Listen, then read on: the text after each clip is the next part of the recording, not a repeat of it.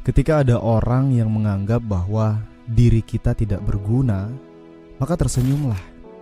Jangan ditanggapi, jangan dilawan dengan kata-kata. Simpanlah semua itu sebagai energi yang akan memotivasi diri sendiri. Sebab masa depan akan kembali pada diri kita sendiri. Apa yang kita lakukan, apa yang kita perjuangkan, maka itulah yang akan kita dapat. Bukan apa yang orang lain harapkan kepada kita.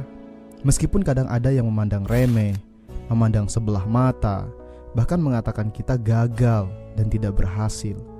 Itu semua bukanlah kebenaran tentang diri kita.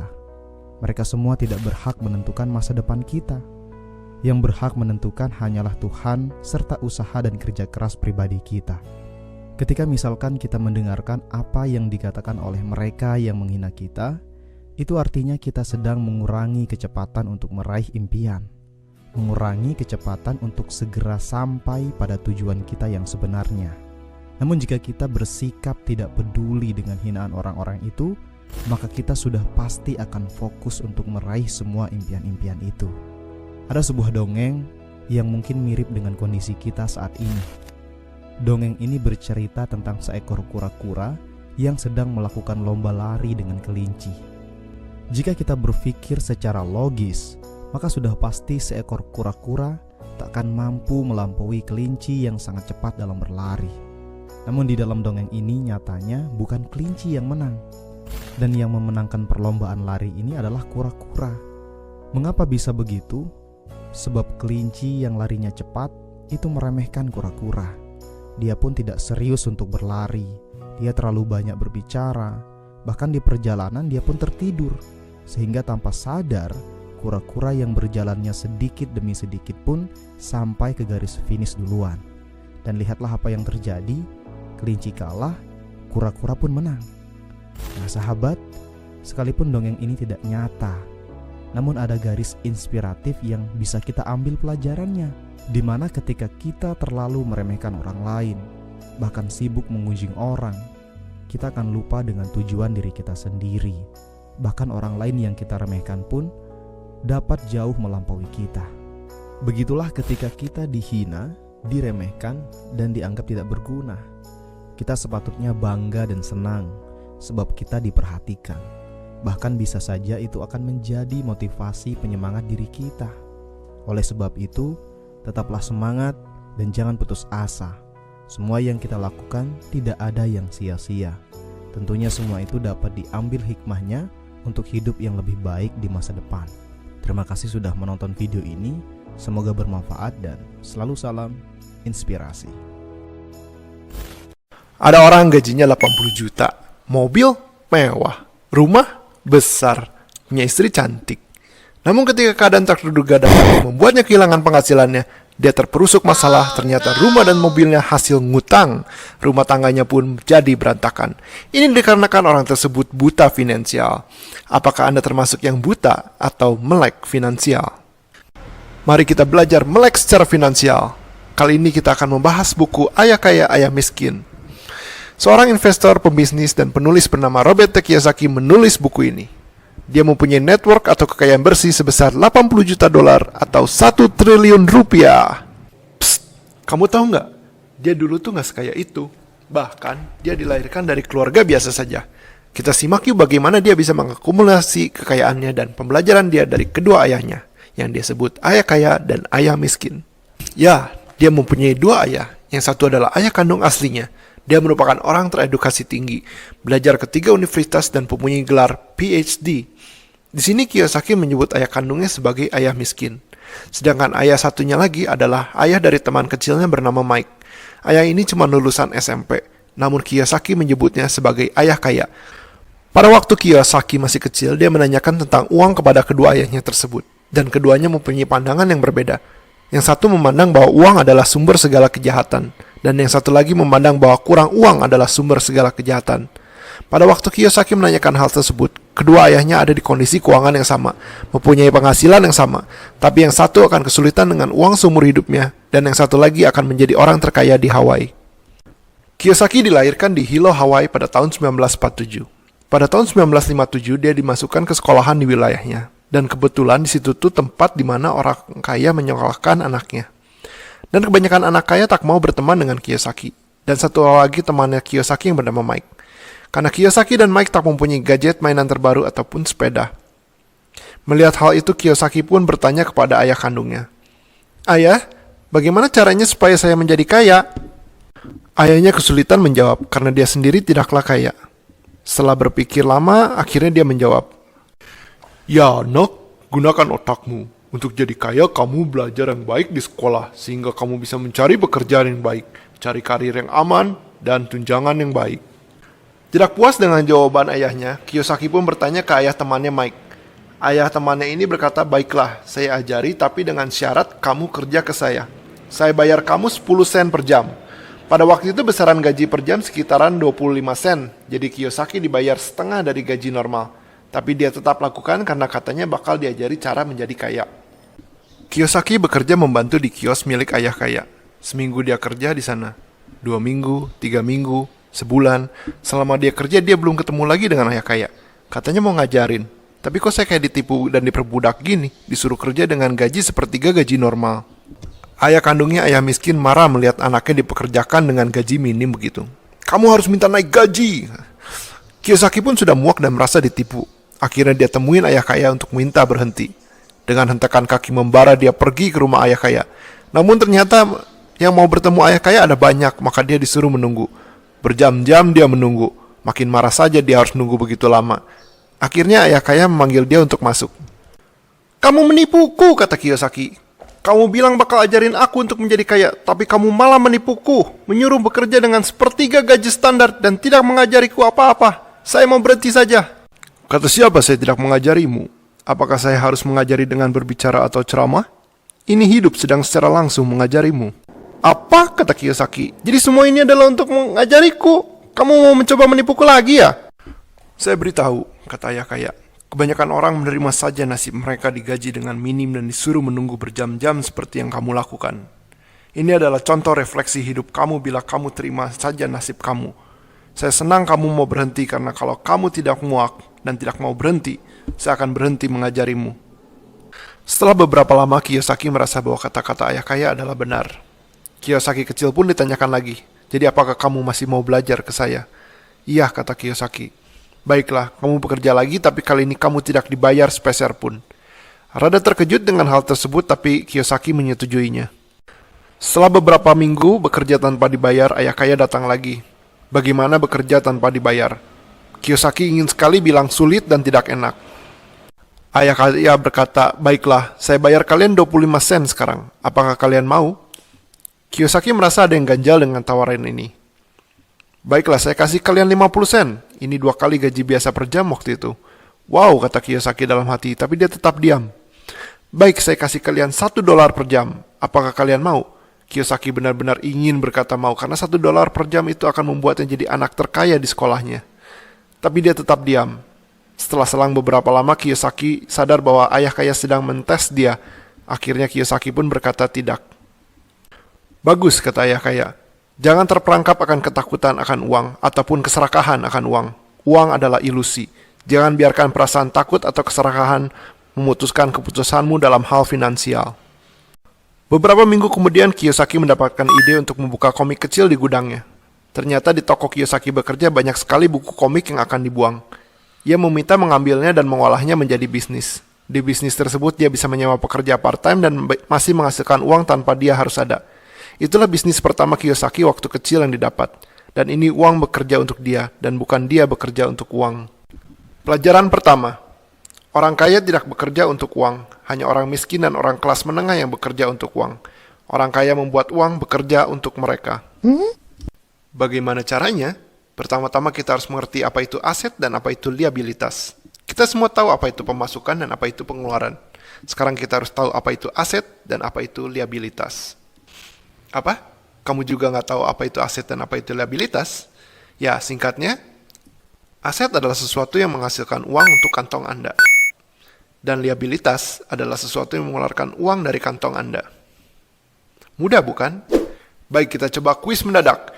Sebuah rumah itu adalah sebuah aset atau liabilitas. Kalian punya waktu 5 detik untuk menjawab. Ya, apakah Anda bisa menebaknya? Jawabannya adalah Bisa keduanya. Sebuah rumah yang dipakai untuk keperluan pribadi adalah liabilitas karena uang keluar untuk membayar listrik, pajak, air, dan biaya pemeliharaan. Rumah yang dipakai untuk disewakan atau usaha adalah aset karena menghasilkan uang.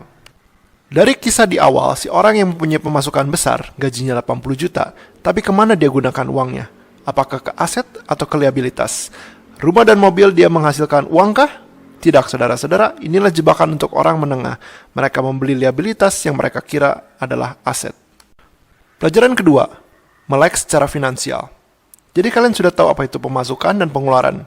Dan Anda juga sudah tahu apa itu aset dan liabilitas. Mari kita belajar arus kas atau uang. Sering disebut dengan cash flow. Kita ada pemasukan, lalu ada pengeluaran, lalu ada aset. Dan contoh aset adalah royalti, properti yang menghasilkan uang, deposito, bond, digital product, dan lain-lain. Aset akan memasukkan uang ke pemasukan. Lalu ada liabilitas. Contoh liabilitas adalah mobil, rumah, cicilan kartu kredit, cicilan rumah, cicilan mobil, makanan mewah, pacar. Nani? Eits, tentu saja ini tergantung pacar Anda. Maintenance-nya tinggi atau tidak. Liabilitas menambah pengeluaran. Orang miskin akan mempunyai pemasukan yang sama dengan pengeluaran, tidak ada sisa. Orang menengah akan mempunyai pemasukan lebih besar, tapi sisa tersebut dimasukkan ke liabilitas yang mereka pikir adalah aset. Orang kaya akan langsung memasukkan atau sisihkan uang mereka ke kolom aset baru pengeluaran. Dan aset yang mereka masukkan, uang akan menghasilkan pemasukan yang kemudian akan dimasukkan lagi ke dalam aset, dan seterusnya. Inilah kenapa orang kaya makin kaya dan orang miskin makin miskin. Pelajaran ketiga, pikirkan bisnismu sendiri. Dari kecil, Kiyosaki diajarkan untuk tidak mengandalkan gaji dari orang lain. Tentu saja tidak ada yang salah dengan gaji di awal. Anda tak perlu keluar dari pekerjaan Anda. Tapi jangan sampai Anda ketergantungan dengan pekerjaan Anda. Sisihkan uang, waktu, dan pikiran untuk membuat bisnis Anda sendiri. Bisnis adalah sebuah aset. Tapi kan bikin bisnis sangatlah beresiko. Kalau saya gagal, saya bisa kehilangan semuanya. Betul sekali. Kalau gampang, semua orang sudah menjadi kaya raya. Dan di bisnis Anda pertama kali, kemungkinan besar Anda akan gagal. Sangatlah jarang orang sukses di bisnis pertamanya. Wah, bahaya dong. Tentu saja. Tapi lebih berbahaya kalau Anda tidak mencobanya sedini mungkin. Karena membangun bisnis memerlukan pengalaman. Semua pengusaha sukses mempunyai lebih banyak gagalnya daripada suksesnya. Tapi Anda hanya perlu satu kali sukses dan semuanya akan setimpal dengan kerja keras Anda. Jadi, sisihkan uang, waktu, pikiran. Bikin bisnis. Gagal. Dapat pengalaman. Kalibrasi atau sesuaikan strategi baru. Sisihkan uang, waktu, pikiran. Lakukan terus hingga Anda sukses mempunyai bisnis atau aset. Pelajaran keempat. Perusahaan berbadan hukum dan perpajakan. Ini adalah salah satu rahasia kenapa orang kaya tetap kaya. Mari kita mulai dengan perpajakan. Perpajakan dibuat dengan mindset Robin Hood, di mana orang kaya dipajak dan diberikan untuk mereka yang membutuhkan atau yang miskin. Namun pada kenyataannya orang kaya terlalu pintar untuk dipajaki, dan orang menengah yang menjadi target untuk membiayai mereka yang miskin. Ada banyak cara orang kaya menghindari pajak atau malah diuntungkan darinya. Gimana caranya? Apakah Anda sering memberikan donasi ke perusahaan? Setelah Anda berbelanja di perusahaan tersebut, Anda ditanya maukah didonasikan? Ya, betul sekali, donasi merupakan salah satu cara untuk mengurangi pajak perusahaan. Lalu pajak tersebut akan digunakan untuk apa? Diberikan ke orang miskin, bukan? Membuat jalan, membuat barang, membuat rumah. Semua membutuhkan orang kaya, karena mereka yang punya pabrik dan alat-alat produksi. Dan banyak lagi perusahaan yang mengurangi pajak dengan cara bikin perusahaan di negara lain. Dan cara ini adalah cara yang legal atau sah secara hukum. Contohnya perusahaan besar di Amerika Serikat, seperti Apple, Microsoft, dan Google. Semua mempunyai kantor perusahaan di negara yang pajak perusahaannya lebih rendah, seperti di Bermuda. Jadi pada kenyataannya pajak tidaklah mengenai orang kaya.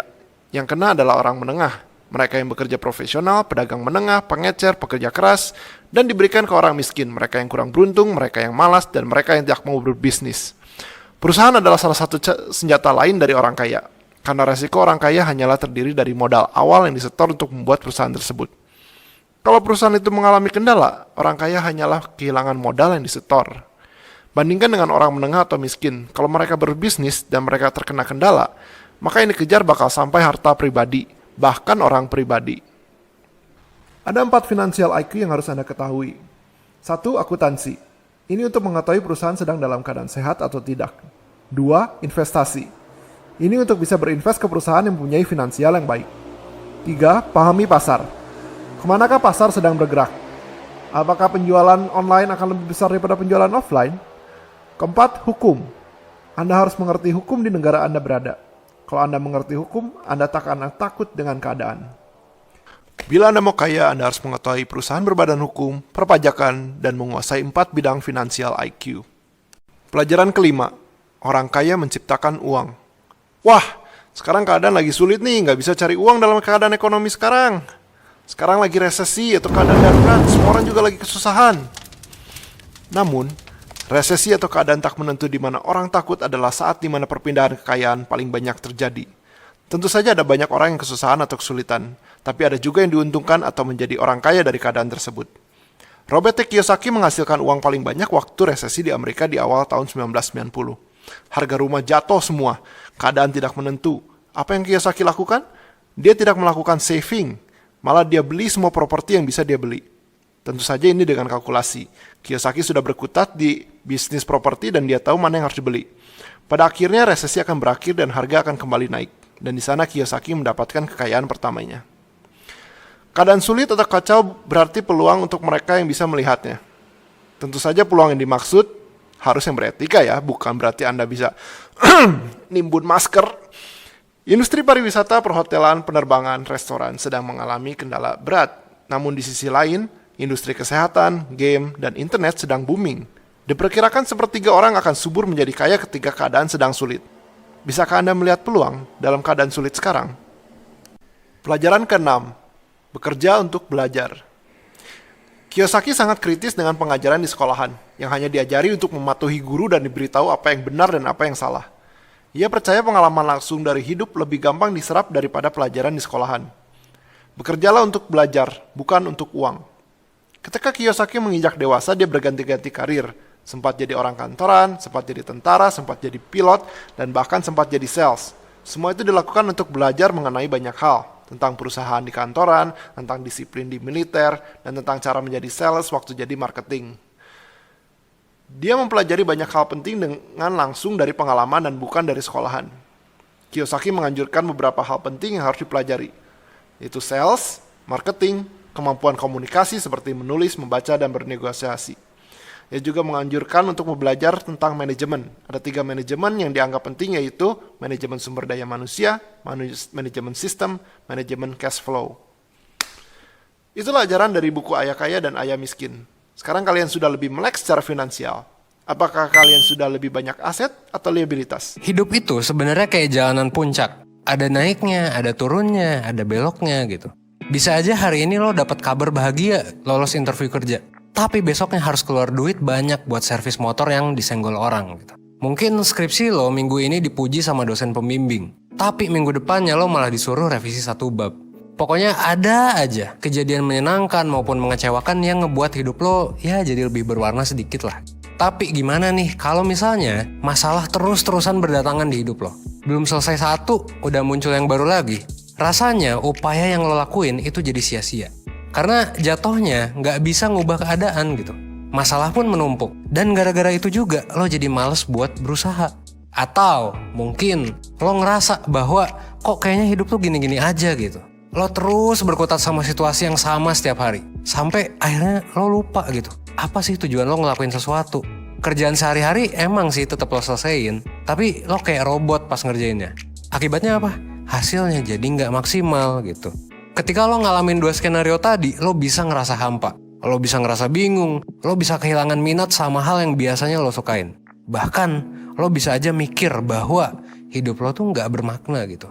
Well, kalau lo ngerasain hal-hal tersebut, mungkin lo lagi ada di fase kehilangan semangat hidup.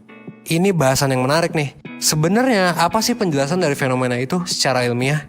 Terus gimana ya cara buat nemuin lagi semangat hidup kita? Nah, lo tonton video ini sampai habis. Kehilangan semangat hidup itu banyak banget penyebabnya. Dan banyak juga bentuknya. Mungkin lo yang lagi nonton video ini juga pernah ngerasain sendiri. Nah, oleh karena itu, sekarang gue mau bahas nih kebalikan dari kehilangan semangat hidup. Yaitu punya semangat hidup. Tapi sebelum itu, kita perlu tahu dulu nih. Semangat hidup itu apa sih? Semangat kalau dalam psikologi itu biasa disebut sebagai motivasi. Motivasi adalah keinginan lo untuk ngelakuin sesuatu. Supaya apa? Supaya lo bisa mencapai tujuan lo. Pada dasarnya, semua tingkah laku manusia itu ada karena motivasi. Bahkan, tingkah laku basic kayak makan dan berhubungan seks itu pun terwujud karena motivasi. Motivasi apa? Motivasi buat bertahan hidup. Terus, gimana nih ceritanya kalau kehilangan semangat hidup gitu? Ketika kita ngerasa kehilangan semangat hidup, sebenarnya kita itu tetap termotivasi. Tapi termotivasinya itu untuk ngelakuin hal yang sebenarnya nggak relevan sama hal yang kita tuju. Atau cuman biar tugas itu selesai aja gitu. Nah kalau motivasinya kayak gini, jatuhnya kita ngebiarin otak kita dijalanin sama mode autopilot. Disinilah saat-saat ketika kita kehilangan kontrol atas diri kita. Karena kita kehilangan kontrol, jadinya kita ngerasa bosen, bingung, hampa, nggak tahu mau ngapain. Nah ini yang mungkin lo anggap sebagai fase kehilangan semangat. Well, terus gimana dong caranya supaya kita bisa ngerasa termotivasi lagi? Alias bersemangat lagi nih buat hidup gitu. Ada beberapa cara. Pertama, lo perlu mengenali sekaligus menerima emosi yang lo rasain. Jadi gini, anggap aja diri lo sebagai pemilik sebuah penginapan. Tiap hari lo pasti kedatangan tamu yang berbeda-beda. Mereka pun nginep dengan jangka waktu yang beda. Ada yang nginep semalam, seminggu, bahkan sebulan. Kesamaannya cuma satu. Pada akhirnya, si tamu-tamu yang nginep ini, mereka pada akhirnya akan pergi gitu dan digantiin sama tamu lainnya. Nggak ada yang stay di penginapan lo selamanya. Tamu-tamu itu adalah emosi lo. Ada sedih, seneng, marah, takut, jijik, dan lain sebagainya. Jadi ketika mereka datang, ya jangan ditolak gitu. Sebagai pemilik penginapan yang baik, lo harus terima dan ladenin mereka. Karena ya udah gitu, toh akhirnya mereka bakal pergi juga. Rasa kehilangan semangat hidup juga adalah salah satu tamu yang bisa jadi muncul ke penginapan lo saat ini. Alias, ya itu juga termasuk salah satu emosi yang lo alamin. Ingat aja bahwa ini tuh normal banget. Gak apa-apa kok buat ngerasa lost gitu. Nangis itu wajar kok, asal jangan sampai nyakitin diri sendiri ataupun nyakitin orang lain. Kalau misalnya lo kesulitan nih mengidentifikasi emosi-emosi ini, lo bisa nyoba nulisin hal-hal yang lo rasain. Ini akan memudahkan lo untuk mengenali dan menerima emosi yang lo alami. Kalau emosinya udah diterima, ini bakalan ngasih ruang nih buat emosi lain buat muncul. Bisa jadi lo kehilangan semangat karena emang mungkin kerjaan lo lagi boring atau lagi monoton hidupnya gitu. Atau emang ya udah tiba-tiba datang aja rasa bosannya. Ini nggak apa-apa. Biarin rasa bosannya datang dan biarin juga rasa bosannya pergi. Biar nanti lo bisa ngasih ruang untuk rasa semangatnya biar bisa datang. Ini langkah pertama. Terus langkah selanjutnya kayak gimana? Nah lo bisa balik lagi nih ngelakuin hal-hal yang emang lo pentingin. Coba deh, sekarang lo refleksi lagi. Apa sih hal yang penting buat lo? Coba lo pikirin, kalau bisa lo tulisin juga. Setelah itu, lo coba renungin lagi. Apakah hal-hal yang lo pentingin itu udah dilakuin belum dalam kegiatan lo sehari-hari? Kalau belum, lo bisa coba selipin tuh hal-hal yang lo pentingin dalam aktivitas lo sehari-hari. Misalnya, lo itu sebenarnya suka traveling. Sayangnya, ternyata dalam keseharian lo, ternyata kerjaan lo itu penuh dengan rutinitas. Dan kerjanya mungkin di kantor doang gitu. Kerjaan 9 to 5, kerjaan itu-itu aja, dan kegiatan juga itu-itu aja. Nah kalau value hidup lo gak nyambung sama keseharian lo, kayak yang barusan gue ceritain ya, lo tinggal sambungin aja sih. Kira-kira apa nih yang bisa lo lakuin? Kalau dalam konteks tadi, tentu lo bisa coba untuk ya traveling gitu. Misal, lo bisa coba jadwalin liburan ke luar negeri. Atau kalau nggak ada duitnya, ya udah ke yang deket aja dulu gitu. Santuy aja, yang penting lo bisa ngelakuin hal yang emang penting buat lo gitu. Dan lo gak ngelupain hal penting itu. Ini akan bikin semangat lo ke-refresh lagi. Karena lo hidup gak cuman autopilot doang, tapi lo juga take control dan menentukan pilihan atas hidup lo. Selain itu, kalau misalnya kita ngambil nih salah satu aliran filsafat, yaitu Epicureanism, ini juga bisa ngebantu lo untuk jadi lebih santuy dan ngebalikin lagi semangat dalam hidup lo. Epicureanism ini maksudnya gimana? Sederhananya gini. Epicurus itu bilang kalau misalnya kebahagiaan manusia itu sebenarnya cuman sesimpel lo menghindari hal-hal yang negatif. Gimana caranya? Caranya adalah dengan hidup sederhana. Manusia kan sebenarnya cuman butuh makan, minum, tidur, dan berhubungan sosial dengan orang. Karena kita cuman butuh itu, sebenarnya kita juga bisa merasa cukup dengan hal-hal itu. Kita tuh sebenarnya nggak perlu hal-hal yang mewah banget, glamor, dan lain sebagainya. Sesimpel ngobrol sama teman di warkop juga udah bisa bikin kita bahagia. Kalau kata seorang politisi, bahagianya orang ngobrol seru di warkop itu sama bahagianya dengan lo ngobrol seru di kafe mahal. Dan terkadang kita tuh jadi demot karena kita terus-menerus tertekan buat mencoba mencari dan mendapatkan hal-hal yang sebenarnya gak penting-penting amat gitu buat hidup kita. Yang sebenarnya kalau gak ada pun ya udah gitu. Kita masih bisa tetap bahagia. Hikmah yang bisa kita dapat dari filosofi Epicureanism adalah kalau lo ngerasa kehilangan semangat hidup, ya udah balik lagi aja. Mungkin lo perlu nyoba untuk mikir lagi. Sebenarnya apa sih yang lo cari gitu? Kalau ternyata hal yang lo cari itu nggak penting-penting amat nih buat hidup lo, atau hal-hal yang nggak terlalu bermakna, mendingan lo evaluasi diri aja. Dan lo juga bisa nyoba untuk berhenti sejenak buat menikmati hal-hal yang lo punya sekarang. Karena mungkin ya kita cuma lupa untuk bersyukur aja gitu. Lupa untuk sadar bahwa dulunya itu hal-hal yang kita punya sekarang juga adalah privilege dari perjuangan kita sebelumnya. Cuman gara-gara demot, gara-gara kehilangan semangat, jadinya seakan-akan hidup kita itu negatif semua gitu. Padahal ya belum tentu kan gitu. Well, pada akhirnya gak bisa dipungkiri kalau kehilangan semangat hidup itu hal yang kurang lebih negatif. Dan emang ya gue juga ngerasain rasanya tuh gak enak banget. Tapi balik lagi, jangan khawatir, soalnya rasa gak enak ini normal dan gak bakal bertahan selamanya. Lo pasti bisa ngejalaninya. Yang penting lo santuy aja. Ingat bahwa ini cuma sementara dan lo tetap lakuin apa yang bisa lo lakuin untuk terlepas dari perasaan itu. Dan kalaupun ternyata nih lo udah lama banget ngerasa kehilangan semangat dan demot, lalu lo sulit untuk bangkit, lo juga bisa aja kan nyari bantuan ke orang lain. Selain itu, kalau emang ternyata lo mengalami gangguan klinis, misalnya depresi gitu ya, ingat aja bahwa minta bantuan dan diskusi ke profesional adalah hal yang sangat amat wajar. Santuy aja, gak aneh kok buat kita untuk butuh bantuan dari orang lain.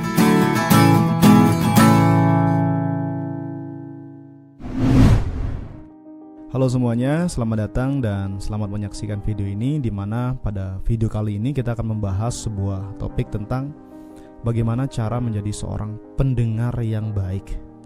Nah, jadi semakin kita mendengarkan orang lain, ya, itu semakin kita pandai, semakin kita pintar. Lah kenapa bisa begitu? Karena gini, logikanya adalah kita kalau ngedengerin orang berbicara, maka pengetahuan kita akan bertambah. Wawasan kita akan bertambah. Pengalaman orang lain itu akan diceritakan kepada kita. Tentu kita akan menjadi semakin pandai, teman-teman. Selain kita menjadi semakin pandai, ya, semakin kita akan disukai oleh orang lain.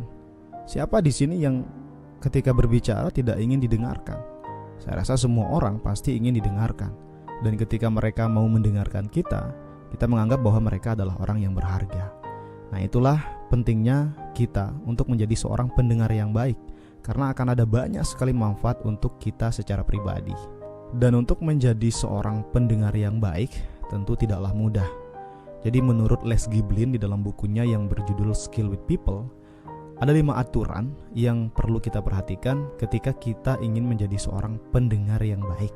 Nah, beberapa di antaranya adalah yang pertama, kita harus menatap orang yang sedang berbicara. Jadi siapapun yang berada di depan kita yang sedang berbicara, ketika kita mencoba untuk menatap, melihat matanya, melihat wajahnya, dia akan merasa bahwa dirinya itu adalah orang yang berharga, orang yang dikagumi, dan orang yang diperhatikan. Secara otomatis dia akan senang, dia akan bangga dengan kita, dan itu sudah sangat cukup membuktikan bahwa kita mampu menjadi seorang pendengar yang baik. Ya, itu yang pertama. Nah, selanjutnya yang kedua adalah condongkan badan ke si pembicara dan dengarkan dengan penuh perhatian. Ini sebenarnya tidak jauh berbeda dengan poin yang pertama ya. Kita juga memfokuskan badan kita memfokuskan perhatian kita kepada si pembicara, itu artinya kita menghargai. Ya, tidak jauh berbeda dengan poin pertama. Tapi perlu kita ketahui bahwa memperhatikan orang itu bukan hanya sekedar dengan mata, tetapi badan ini juga perlu kita perhatikan. Kita harus mengarahkan badan kita persis ke hadapan orang yang sedang berbicara. Maka itu akan menambah poin kita lagi sebagai seorang pendengar yang baik. Ya, itu yang kedua. Selanjutnya yang ketiga adalah ajukan sebuah pertanyaan. Sesekali misalkan ketika orang itu berbicara, bercerita kepada kita, ya kita ajukanlah sebuah pertanyaan, di mana pertanyaan ini adalah mungkin jawabannya kita tahu, tapi setidaknya untuk menghormati dan kita menganggap bahwa dia adalah orang yang penting, kita menganggap bahwa apa yang dia ceritakan juga sangat penting untuk diri kita, ya kita bertanya aja. Walaupun sebenarnya jawabannya kita sudah tahu, tapi yang namanya basa-basi ya, agar kita terlihat seolah-olah mempedulikan dan memperhatikan, ya kita coba saja untuk mengajukan sebuah pertanyaan. Ya, itu yang ketiga. Selanjutnya yang keempat adalah ikutilah topik si pembicara dan jangan memotong atau menyela. Ini adalah hal penting yang mungkin terkadang sering dilakukan oleh sebagian orang ya. Dia kadang-kadang kalau ada temannya berbicara, dia langsung mengubah topik. Padahal ini adalah kesalahan yang sangat fatal yang tidak seharusnya kita lakukan ketika kita ingin menjadi seorang pendengar yang baik. Jadi cobalah dengarkan sampai tuntas dulu, jangan coba-coba untuk memotong, jangan coba-coba untuk mengalihkan pembicaraan. Mereka akan sangat kesal dengan kita. Mereka akan merasa bahwa kita tidak menghargai dia, sehingga dengan begitu kita sudah tidak lagi menjadi seorang pendengar yang baik. Bahkan kita bisa saja menjadi seorang pendengar yang buruk. Oleh karena itu kita jangan sekali-kali menyela atau memotong pembicaraan orang lain. Ya, itu yang keempat. Kemudian selanjutnya yang terakhir atau yang kelima adalah gunakan kata-kata si pembicara itu sebagai diri mereka dan milik mereka. Jika kita menggunakan kata-kata saya atau diri kita sendiri, maka itu adalah kesalahan yang sangat fatal juga teman-teman ya. Katakan saja misalkan sesekali kita berpendapat, kita menekankan apa yang dia sampaikan. Jangan sekali-kali menggunakan kata saya atau diri kita. Maka dia akan menganggap bahwa kita tidak peduli dengan diri mereka. Tapi cobalah untuk berkata diri mereka, milik mereka, maka dia akan merasa bangga. Maka dia akan merasa senang dan merasa bahwa kita sangat peduli dengan diri mereka. Ya teman-teman, jadi itulah yang dapat saya sampaikan terkait tentang bagaimana menjadi seorang pendengar yang baik. Nah, semoga apa yang saya sampaikan ini bisa memberikan manfaat untuk kita semua. Saya rasa ini adalah hal yang sederhana yang mungkin mudah dipahami oleh teman-teman semua. Terima kasih, sampai jumpa di video selanjutnya dan selalu salam inspirasi. Cara merubah pribadi yang bodoh menjadi pintar. Satu hal yang harus kita pahami dalam hidup, sebenarnya gak ada orang yang bodoh. Yang ada hanyalah orang yang malas, tidak mau belajar sehingga membuat dia menjadi tidak tahu apa-apa. Bisa saja saat ini kita termasuk orang yang tidak tahu apa-apa. Namun jika kita mau mengasah diri menjadi lebih baik, maka saya yakin kita pasti bisa pintar seperti orang lain.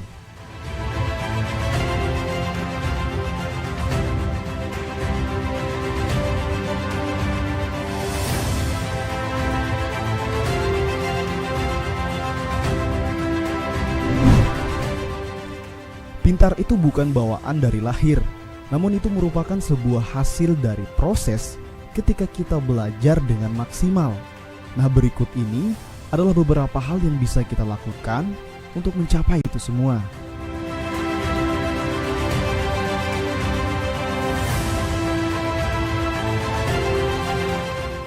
Yang pertama, hilangkan rasa malas. Hal pertama yang harus kita atasi agar menjadi pintar adalah jadilah orang yang produktif. Maka dengan begitu, hendaklah kita harus menghilangkan rasa malas dalam diri kita. Malas ini akan membuat niat dan kegiatan yang harus segera kita lakukan itu menjadi tertunda. Katakan saja, misalkan kita mengatakan, nanti malam saya akan belajar, nanti malam saya akan membaca buku. Namun karena adanya rasa malas, maka semua niat itu hanya sebatas ungkapan saja, tidak pernah ada praktiknya. Oleh sebab itu, hal pertama yang harus diatasi adalah rasa malas.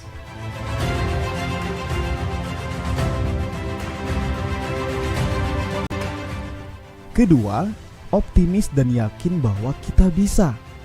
Jika kita melihat orang yang jauh lebih baik dari diri kita, maka bercerminlah kepada mereka.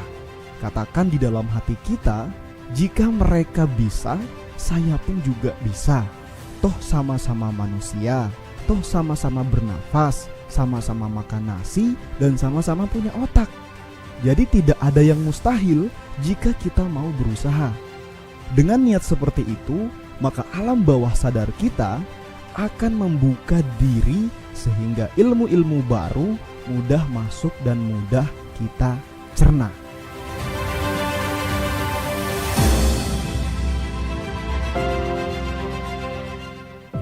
Ketiga, perbanyaklah membaca.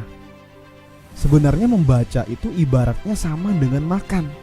Cuma bedanya kalau makan itu akan masuk ke dalam perut. Namun kalau membaca itu akan masuk ke otak kita. Sehingga itulah yang akan menjadi ilmu dan membuat diri kita menjadi pintar. Bayangkan jika setiap hari kita membaca banyak hal tentang pelajaran yang ingin kita kuasai, maka berapa banyak ilmu yang akan masuk ke dalam otak kita. Sehingga tanpa sadar, ketika misalnya ada salah seorang yang bertanya tentang sesuatu kepada kita, kebetulan apa yang ditanyakan itu pernah kita baca, maka sudah pasti kita bisa menjawabnya. Begitulah pentingnya membaca. Tanpa membaca, orang tidak akan pernah berpengetahuan. Di zaman sekarang, membaca itu sangat mudah. Kita bisa membaca buku ataupun membaca artikel di internet. Tinggal kitanya, apakah mau atau tidak.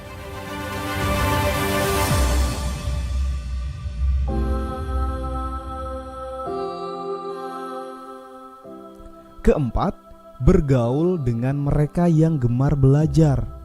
Pernahkah kita sadari bahwa lingkungan itu sangat penting bagi diri kita? Bayangkan misalnya, kita hidup di lingkungan orang-orang yang kerjanya main-main, nganggur, dan suka ngomongin teman sendiri. Maka itu adalah cerminan diri kita. Sikap kita pun bisa saja seperti itu.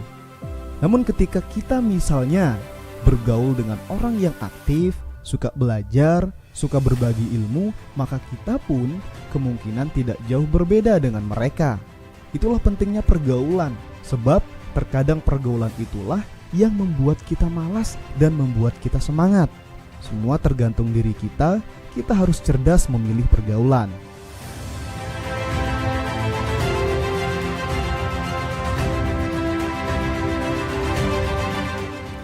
Kelima, jangan lupa berdoa. Yang terakhir ini mungkin hal yang sederhana, namun sangat penting sekali untuk dilakukan.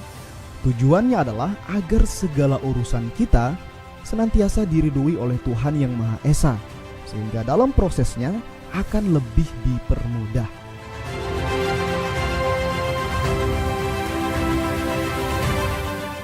Sahabat inspirasi, demikian informasi yang dapat saya sampaikan kali ini. Semoga bermanfaat dan selalu salam inspirasi. Gue harap lo di sana baik-baik aja, sehat selalu.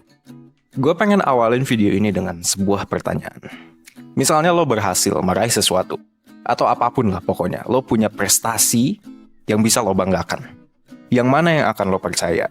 Lo percaya bahwa hasil-hasil yang lo raih itu karena lo emang pintar, lo emang berbakat, atau lo percaya bahwa keberhasilan itu karena kerja keras, karena latihan, karena semangat lo untuk berkembang. Kalau misalnya lo memilih opsi yang pertama, biasanya ya, lo tipe orang yang takut ambil resiko. Lo percaya kemampuan lo udah ada sejak lahir, dan ya gak akan kemana-mana lagi, udah kemampuan lo kayak gitu. Kalau bagus akan terus bagus, kalau jelek ya mau gimana lagi. Dan sebaliknya, kalau misalnya lo tipe yang kedua, lo akan lebih berani mengeksplorasi. Karena lo percaya dengan mengerjakan sebuah hal baru, lo akan belajar hal baru juga. Dan oleh karena itu, semua hal yang lo lakukan di dunia ini, itu adalah hasil dari belajar, hasil dari latihan. Tapi kok bisa kayak gitu sih? Dan apakah benar? Apakah seperti itu? Nah, buat mengetahui perbedaan keduanya, buat mengetahui sebenarnya apakah benar yang tadi gue bilang, lo harus tahu sebuah konsep yang namanya growth mindset dan lawannya, fixed mindset. Dan di video ini, gue akan ngebahas perbedaan keduanya. Dan gue juga akan memaparkan kenapa growth mindset itu penting, dan gimana caranya lo bisa memiliki growth mindset dan mengembangkan diri lo. Pokoknya simak video ini sampai habis. So, apa itu growth mindset dan fixed mindset? Growth mindset dan fixed mindset itu sederhananya gimana caranya kita memandang kemampuan kita. Kalau lo punya growth mindset, lo akan melihat kemampuan lo dalam bidang apa aja itu masih bisa berubah dan dikembangkan. Bisa naik, bisa turun. Berkembangnya bisa jadi melalui kerja keras, strategi bagus, belajar, latihan. Pokoknya lewat banyak hal. Dan sementara itu, kalau misalnya lo memiliki fixed mindset, Kebalikannya, lo akan cenderung berhadapan bahwa kemampuan lo itu hasil bawaan dari lahir dan sudah tidak bisa berubah. Ini juga berlaku di cara lo melihat kesuksesan orang lain. Fixed mindset mendorong lo untuk melihat kesuksesan orang lain itu sebagai hasil dari bakat, hasil dari kejeniusan mereka aja. Kalau misalnya lo mikirin Einstein misalnya, dan lo berpikir bahwa Einstein itu bisa menciptakan apa yang dia ciptakan cuman karena dia pinter, dari sananya udah pinter, fixed mindset. Jadinya lo seakan-akan mengabaikan fakta bahwa oke, ada faktor bawaan. Kita nggak bisa bantah kalau misalnya itu. Tapi ada kerja keras di balik apapun yang mereka raih. Dan kalau menurut lo sendiri, mana yang lebih baik? Ya, kalau misalnya lo udah sampai sini dan lo denger gua dengan cukup clear, it's obvious. Dan bukan cuma kata gua juga. Menurut Carol Dweck, seorang psikolog Amerika, sekaligus peneliti tentang mindset, orang dengan growth mindset itu bisa meraih lebih banyak hal dibandingin orang dengan fixed mindset. Why? Kenapa? Karena orang dengan growth mindset nggak terlalu khawatir soal nggak terlihat pintar. Dan sebagian besar energinya dipakai untuk belajar. Jadi, in a nutshell, gengsinya rendah. Dan mengadopsi growth mindset itu berarti menghargai proses. Tapi sayangnya, ini negatifnya. Biasanya ini disalahartikan jadi ya udah yang penting gue udah usaha. Padahal nggak gitu juga. Menurut Carol Dweck juga nih. Growth mindset tetap menghargai hasil. Mereka tetap menghargai produk. Mereka tetap ngelihat nanti usahanya itu akan menjadi apa. Jadi kalau misalnya usaha, orang dengan growth mindset itu nggak cuma sekedar usaha, tapi juga usaha yang udah diperhitungkan untuk mencapai hasil yang diinginkan. Ketika berusaha, lo bisa tanya sama yang expert. Bisa belajar dari buku, bisa belajar dari internet, lo bisa coba strategi baru. Tapi intinya, dua hal tersebut jadi penting. Hasil akhir, proses, dua-duanya penting. Jadi sebenarnya kelihatannya itu kayak gimana sih kalau misalnya orang punya growth mindset? Nah, biasanya orang yang punya growth mindset ini punya ciri-ciri kayak gini. Yang pertama, lo menganggap kegagalan sebagai kesempatan untuk belajar. Yang kedua, kalau dikritik, lo nggak menganggap itu sebagai serangan. Lo menganggap itu sebagai sarana memperbaiki diri. Yang ketiga, lo suka mengerjakan pekerjaan yang lebih susah dibandingin yang biasanya lo kerjain. Kenapa? Ya karena lo menganggap itu sebagai tantangan. Yang keempat, saat berhadapan dengan tantangan, lo biasanya melihat tantangan sebagai kesempatan untuk bereksperimen, mencari solusi. Yang kelima, nggak terfokus hanya pada hasil atau hanya pada proses, tapi juga pada kemajuan-kemajuan kecil, which mean the process, tapi juga yang kedua adalah hasilnya, by produknya. Dan yang nomor 6 adalah bisa memecahkan masalah secara kreatif. Mungkin lo pernah ngalamin saat berhadapan dengan hambatan untuk menuju tujuan lo, apapun itu. Rasanya lo pengen mundur aja. Nah, kalau misalnya lo bisa mengadopsi growth mindset, yang akan gue jelaskan nanti caranya, lo bisa tetap termotivasi saat berhadapan dengan hambatan ini. Ada penelitian yang dilakukan dengan subjek anak-anak sih sebenarnya, tapi hasilnya masih relevan juga buat kita yang udah dewasa. Jadi ada sekelompok anak-anak dikasih tugas. Tugas ini didesain, mereka akan gagal di situ. Pokoknya apapun yang mereka lakukan, mereka akan gagal. Dan menariknya, saat mereka merasa mulai kesulitan mengerjakan tugas yang dikasih ini, anak-anak subjek penelitian ini merespon dengan dua cara yang berbeda. Ada anak-anak yang ya udah nyerah gitu aja, lepas. Jadi sibuk ngobrol akhirnya sama temennya. Ada juga anak-anak yang terus mencoba strategi baru. Dia coba cara A, dia coba cara B, dia coba cara C. Pokoknya dia mencoba berbagai cara. Anak-anak kelompok kedua ini persisten. Dan fakta menariknya lagi, anak-anak yang nyerah duluan ini, sebagian adalah anak-anak dengan kecerdasan yang tinggi. Anak-anak yang tetap mengusahakan hasil dengan sulitnya tugas ini masuk ke kategori anak-anak dengan growth mindset. Motivasi mereka tetap terjaga saat berhadapan sama hambatan. Dan tadi kan kita ngomongin soal prosesnya, sekarang kita ngomongin hasilnya. What if ternyata lo gagal? Nah, saat hambatan tadi bikin lo gagal, lo sebaiknya emang juga tetap punya growth mindset. Karena mindset ini mendorong lo lebih tahan terhadap stres menghadapi kegagalan. Ada sebuah penelitian di Cina, dia menunjukkan bahwa growth mindset itu punya pengaruh positif terhadap resiliensi. Resiliensi adalah kemampuan orang untuk bangkit kembali setelah kegagalan. Oke, dari penjelasan panjang itu udah jelas lah. Growth mindset is important. Sekarang gimana caranya supaya lo bisa punya growth mindset? Nah, cara yang pertama itu dimulai dari pengetahuan kita terhadap diri. Lo harus tahu apa yang harus diperbaiki di dalam diri lo. Lo harus mengenali kelemahan lo. Punya kelemahan itu manusiawi. Gue nggak percaya kalau misalnya lo bilang gue nggak punya kelemahan. Nggak percaya. Jadi ya terima aja kalau misalnya lo emang punya kelemahan. Semua orang punya. Emang nggak semua orang punya kelemahan yang sama kayak lo. Tapi semua orang punya. Gimana caranya supaya kita bisa cepat mengenali kelemahan lo? Gunakan feedback. Di pekerjaan misalnya. Minta ngobrol sama bos lo, minta ngobrol sama coworker lo. Kira-kira kelemahan gue apa? Apa yang masih bisa gue improve dari pekerjaan gue? Itu yang pertama. Bisa juga lewat refleksi diri. Kayak lo pikirin aja, lo kan sekarang lagi di karantina nih. Bisa lo refleksi diri, lo berkontemplasi gitu kan. Kayak hidup lo apa yang kurang, kemampuan lo ini jelek di mana, dan lain-lain. Yang penting adalah untuk awal ya, untuk sekarang, penting untuk lo untuk mencari feedback dari orang yang tepat. Karena kalau misalnya lo mantengin video ini, ada kemungkinan, ya berarti mungkin lo masih baru terhadap konsep ini. Jadi kalau misalnya lo masih baru kayak gini, gue nggak menyarankan lo langsung dapat feedback yang direct, yang benar-benar langsung keras kayak gitu. Kalau misalnya nanti udah kesana, growth mindsetnya udah cukup bertumbuh, itu nggak apa-apa. Tapi kalau sekarang, lo pengen orang yang bisa menyampaikan feedback itu secara benar, secara halus, agak di sugarcoat mungkin, tapi yang penting gimana caranya supaya feedback yang lo dapet itu nggak bikin lo down. Objektif, tapi baik. Dan biasanya orang-orang yang kayak gini adalah orang yang memiliki dua hal. Mereka memiliki kepedulian sama diri lo, dan mereka memiliki kemampuan yang emang lo incar. Ini biasanya ada di seorang profesional. Nah, seorang profesional yang emang terbiasa membimbing orang lain buat mengenali diri, itu bisa banget ngebantu lo buat bisa lebih objektif dalam melihat kekurangan diri. Mereka ini perannya kayak mentor jadinya.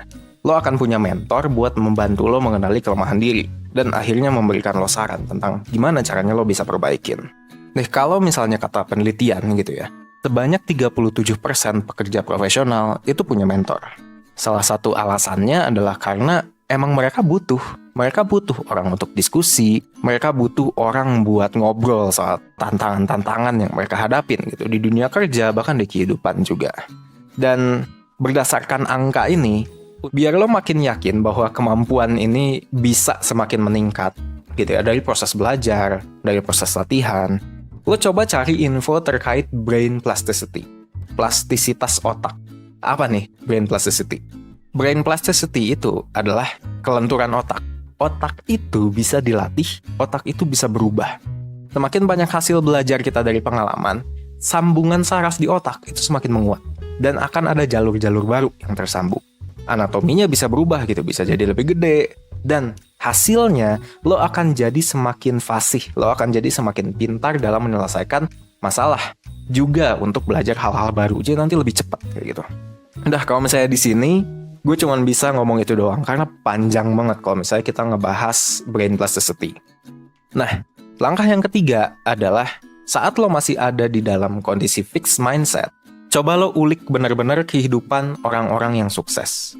Coba lo lihat gitu benar-benar, apakah benar mereka tuh sukses cuman karena bakat alami mereka. Karena kalau misalnya benar, orang bisa sukses hanya dengan bakat, tanpa kerja keras, tanpa latihan, kayak gitu-gitu, berarti seharusnya ada orang yang kayak gitu. Ada orang yang kerjanya malas-malasan, ada orang yang kerjaannya nonton TV setiap hari, 8 jam, 9 jam, tapi sukses, tapi kaya, tapi berpengaruh gitu di dunia. Ada nggak sih? Nggak tahu. Coba deh cari. Itu yang pertama. Dan yang kedua nih, kalau misalnya benar ada orang yang bisa sukses hanya dengan bakat, berarti semua orang sukses itu harus punya bakat. No matter what, mereka harus punya bakat. Dan bakatnya itu harus kelihatan dari awal. Mereka harus kelihatan cerdas banget. Mereka harus gifted banget kelihatannya. Coba deh cari. Jangan tanya gue nggak tahu. Sebenarnya tahu, tapi gue pengen lo cari aja. Oke, itu yang ketiga. Yang keempat, kalau misalnya lo mau punya growth mindset, lo harus mulai ngelihat tantangan sebagai kesempatan untuk memperbaiki diri. Lo harus belajar dari semua tantangan itu. Jadi hasilnya adalah jangan lagi menghindar sama tugas-tugas yang gak biasa lo kerjain di kantor. Kerjain aja. Kalau atasan lo misalnya ngasih kerjaan yang bukan bidang lo, tapi bisa nambah skill, terima aja. Ya tapi disclaimer juga ke dia. Bilang lo merasa bahwa skill lo, kemampuan lo di sini sebenarnya nggak sebanyak itu, Jadi nanti ya ketika lo ngasih hasilnya dan ternyata nggak sesuai ekspektasinya dia nggak jadi bete. Dan jujurnya ya, gue tuh sering banget baca penelitiannya si Carol Dweck ini. Dan emang growth mindset adalah sebuah term yang udah sering banget dilemparin ketika kita ngomongin soal kesuksesan, ngomongin soal produktivitas. Gue bahkan bisa bilang, growth mindset itu salah satu faktor yang paling penting kalau misalnya lo emang ingin menuju kesuksesan. Faktor-faktor yang lain pastinya ada, kayak gitu. Tapi growth mindset adalah salah satu faktor yang lo bisa kendaliin, lo bisa belajar gimana caranya lo bisa jadi orang dengan growth mindset. Dan growth mindset akan terus membuat lo berkembang. Setiap harinya lo terus berkembang. Dan itulah resep untuk menjadi seseorang yang sukses. Nggak ada magic pill-nya, nggak ada cara cepatnya. Cuman ada work hard and be better every day.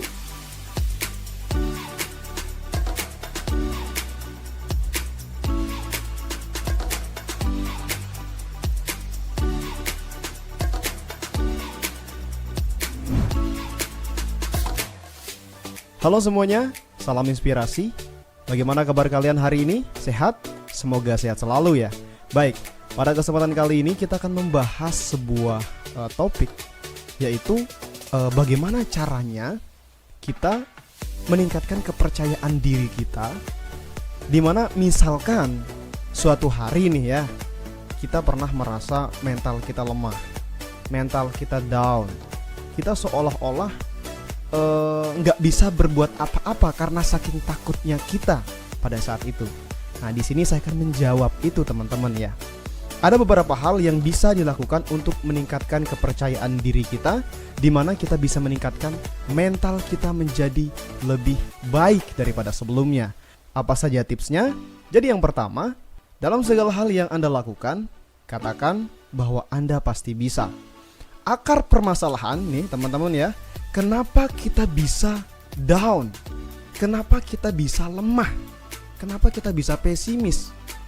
Karena di dalam diri kita itu nggak pernah tertanam kata-kata saya pasti bisa. Jadi mulai sekarang kalau kita ingin lebih percaya diri di dalam diri kita, coba sebutkan satu kali saja dan yakini saya pasti bisa.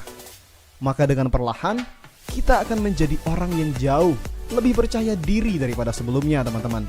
Ya, itu yang pertama. Yang kedua, jangan pernah merasa bahwa diri Anda paling bodoh. Lah, Anda pikir semua orang di dunia ini itu pintar dan hanya Anda saja gitu yang bodoh? Tidak teman-teman. Anda hidup bermasyarakat, di sekeliling Anda itu pasti banyak orang yang mungkin tidak terlalu pintar di bidang A misalkan, tapi Anda lebih pintar di bidang itu. Begitupun sebaliknya, mungkin ada teman Anda yang pintar di bidang B, tapi Anda tidak bisa. Maka jangan berkecil hati. Semua ya ada kelebihan dan kekurangannya masing-masing. Meskipun Anda tidak bisa bernyanyi misalkan, lah belum tentu Anda tidak bisa di bidang yang lain. Jadi semua memiliki kelebihan dan kekurangan masing-masing. Selanjutnya yang ketiga, temukan inspirasimu. Kadang untuk menggerakkan diri agar lebih optimis, agar lebih percaya diri, kita butuh seorang tokoh. Misalnya, saya ini kan hobinya musik gitu ya.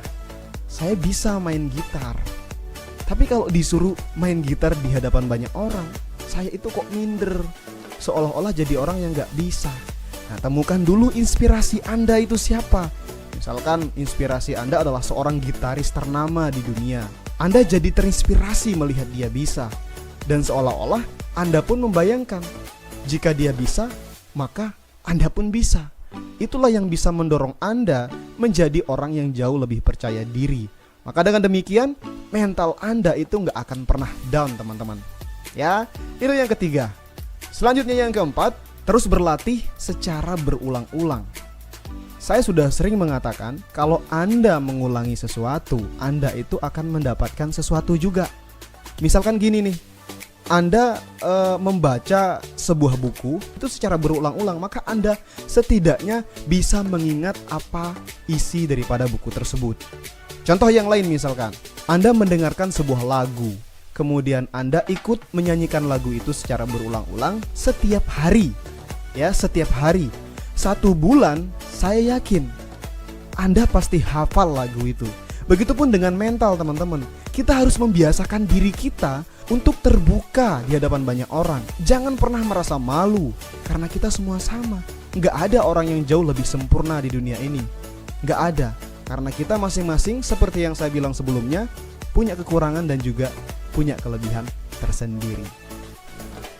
Selanjutnya yang kelima, nikmati semua proses yang kamu lakukan. Pada saat kita minder, sebenarnya kita nggak nyaman teman-teman, ya. Kita nggak nyaman. Nah, kenapa bisa kita itu nggak nyaman? Karena kita nggak menikmati proses yang kita lakukan. Coba kita nikmati semua yang kita lakukan, alur yang kita lakukan. Katakan bahwa itu adalah passion kita, itu adalah hobi kita.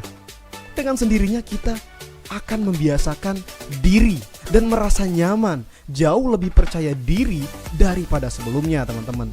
Ingat, sebuah proses bukan hanya dibiarkan lewat begitu saja, tetapi nikmatilah proses Anda agar Anda tidak menyesalinya di kemudian hari. Baik, terima kasih. Itu saja yang dapat saya sampaikan kali ini. Saya berharap ini bisa bermanfaat bagi Anda semua. Sampai jumpa di video berikutnya. Selalu salam inspirasi. Menjadi orang yang berwibawa, kemudian dihormati, pastinya adalah impian semua orang. Namun untuk bisa seperti itu tidaklah semudah kita membalikkan telapak tangan. Ada beberapa proses pembiasaan yang harus dilakukan. Berikut ini sudah saya rangkum 5 tips menjadikan diri lebih berwibawa dan dihormati.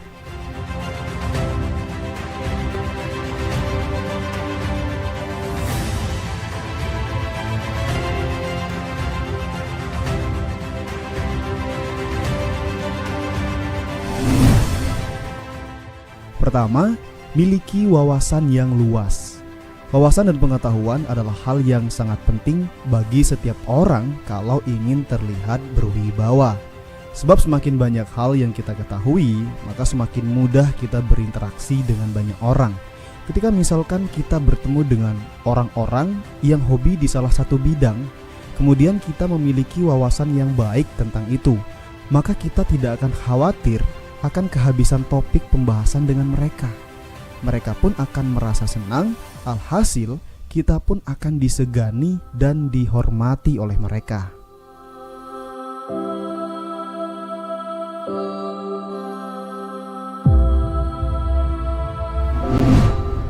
Kedua, belajar tenang dalam kondisi apapun. Sikap kedewasaan seseorang bisa dilihat dari sikapnya ketika misalkan berada dalam kondisi tertentu. Jika saat mengalami sebuah masalah, sikapnya tenang, maka kemungkinan orang itu sudah dewasa, baik itu dari segi pemikiran ataupun tingkah lakunya. Sehingga dengan sikap demikian, maka dia akan semakin terlihat berwibawa. Terlebih misalkan dia adalah seorang pemimpin, maka dia akan disegani oleh bawahannya.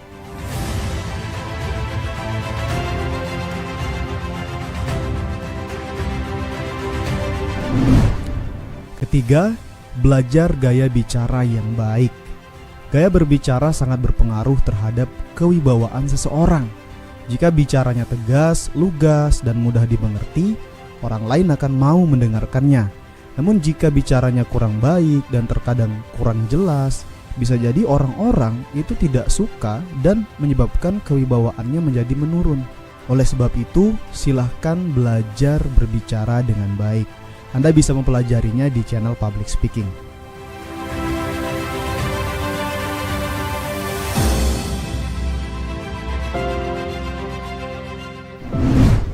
Keempat, pelajari bahasa tubuh yang baik. Gerak yang dilakukan oleh tubuh kita merupakan bahasa kedua yang bisa dibaca oleh orang lain. Pada saat kita berkomunikasi dengan orang, maka selain berbicara kita, mereka juga akan melihat gaya bahasa tubuh kita. Katakan saja misalkan kita berbicara di depan orang, kemudian bahasa tubuh kita kaku atau diam tanpa menunjukkan sesuatu yang berharga di hadapan orang lain, maka kita akan terlihat biasa-biasa saja. Namun pada saat kita berbicara kemudian kita sambil membayangkan apa yang kita bicarakan dengan melakukan gerakan tubuh yang sangat baik, orang lain pun akan terbawa suasana dan menjadi terpukau dengan kita. Itulah alasan mengapa bahasa tubuh itu sangat menunjang untuk lebih berwibawa.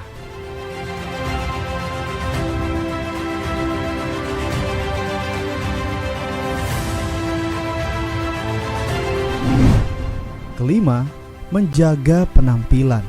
Kadang ada orang yang tidak peduli dengan penampilannya. Padahal sebagian besar orang jika bertemu dengan orang baru misalkan ya, maka hal pertama yang diperhatikannya adalah penampilan itu sendiri. Bagaimana orang bisa terpukau dengan kita jika pakaian kita saja masih berantakan? Bagaimana kita bisa terlihat berwibawa jika pakaian kita saja tidak mencerminkan kepribadian orang yang disegani? Jadi segera pelajari cara berpenampilan yang baik, sebab itu juga akan berpengaruh terhadap kepercayaan diri kita.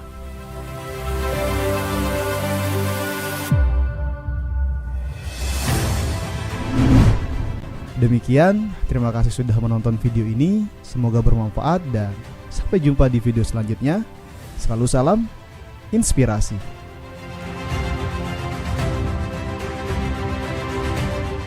Ketika kita mungkin pernah dianggap bodoh, diremehkan oleh teman-teman kita, namun ternyata bisa saja mereka itu jauh lebih bodoh daripada kita. Kenapa bisa begitu? Karena gini teman-teman, kita melakukan satu kesalahan misalkan. Karena kesalahan inilah kita dianggap bodoh, kita dijelekkan oleh mereka.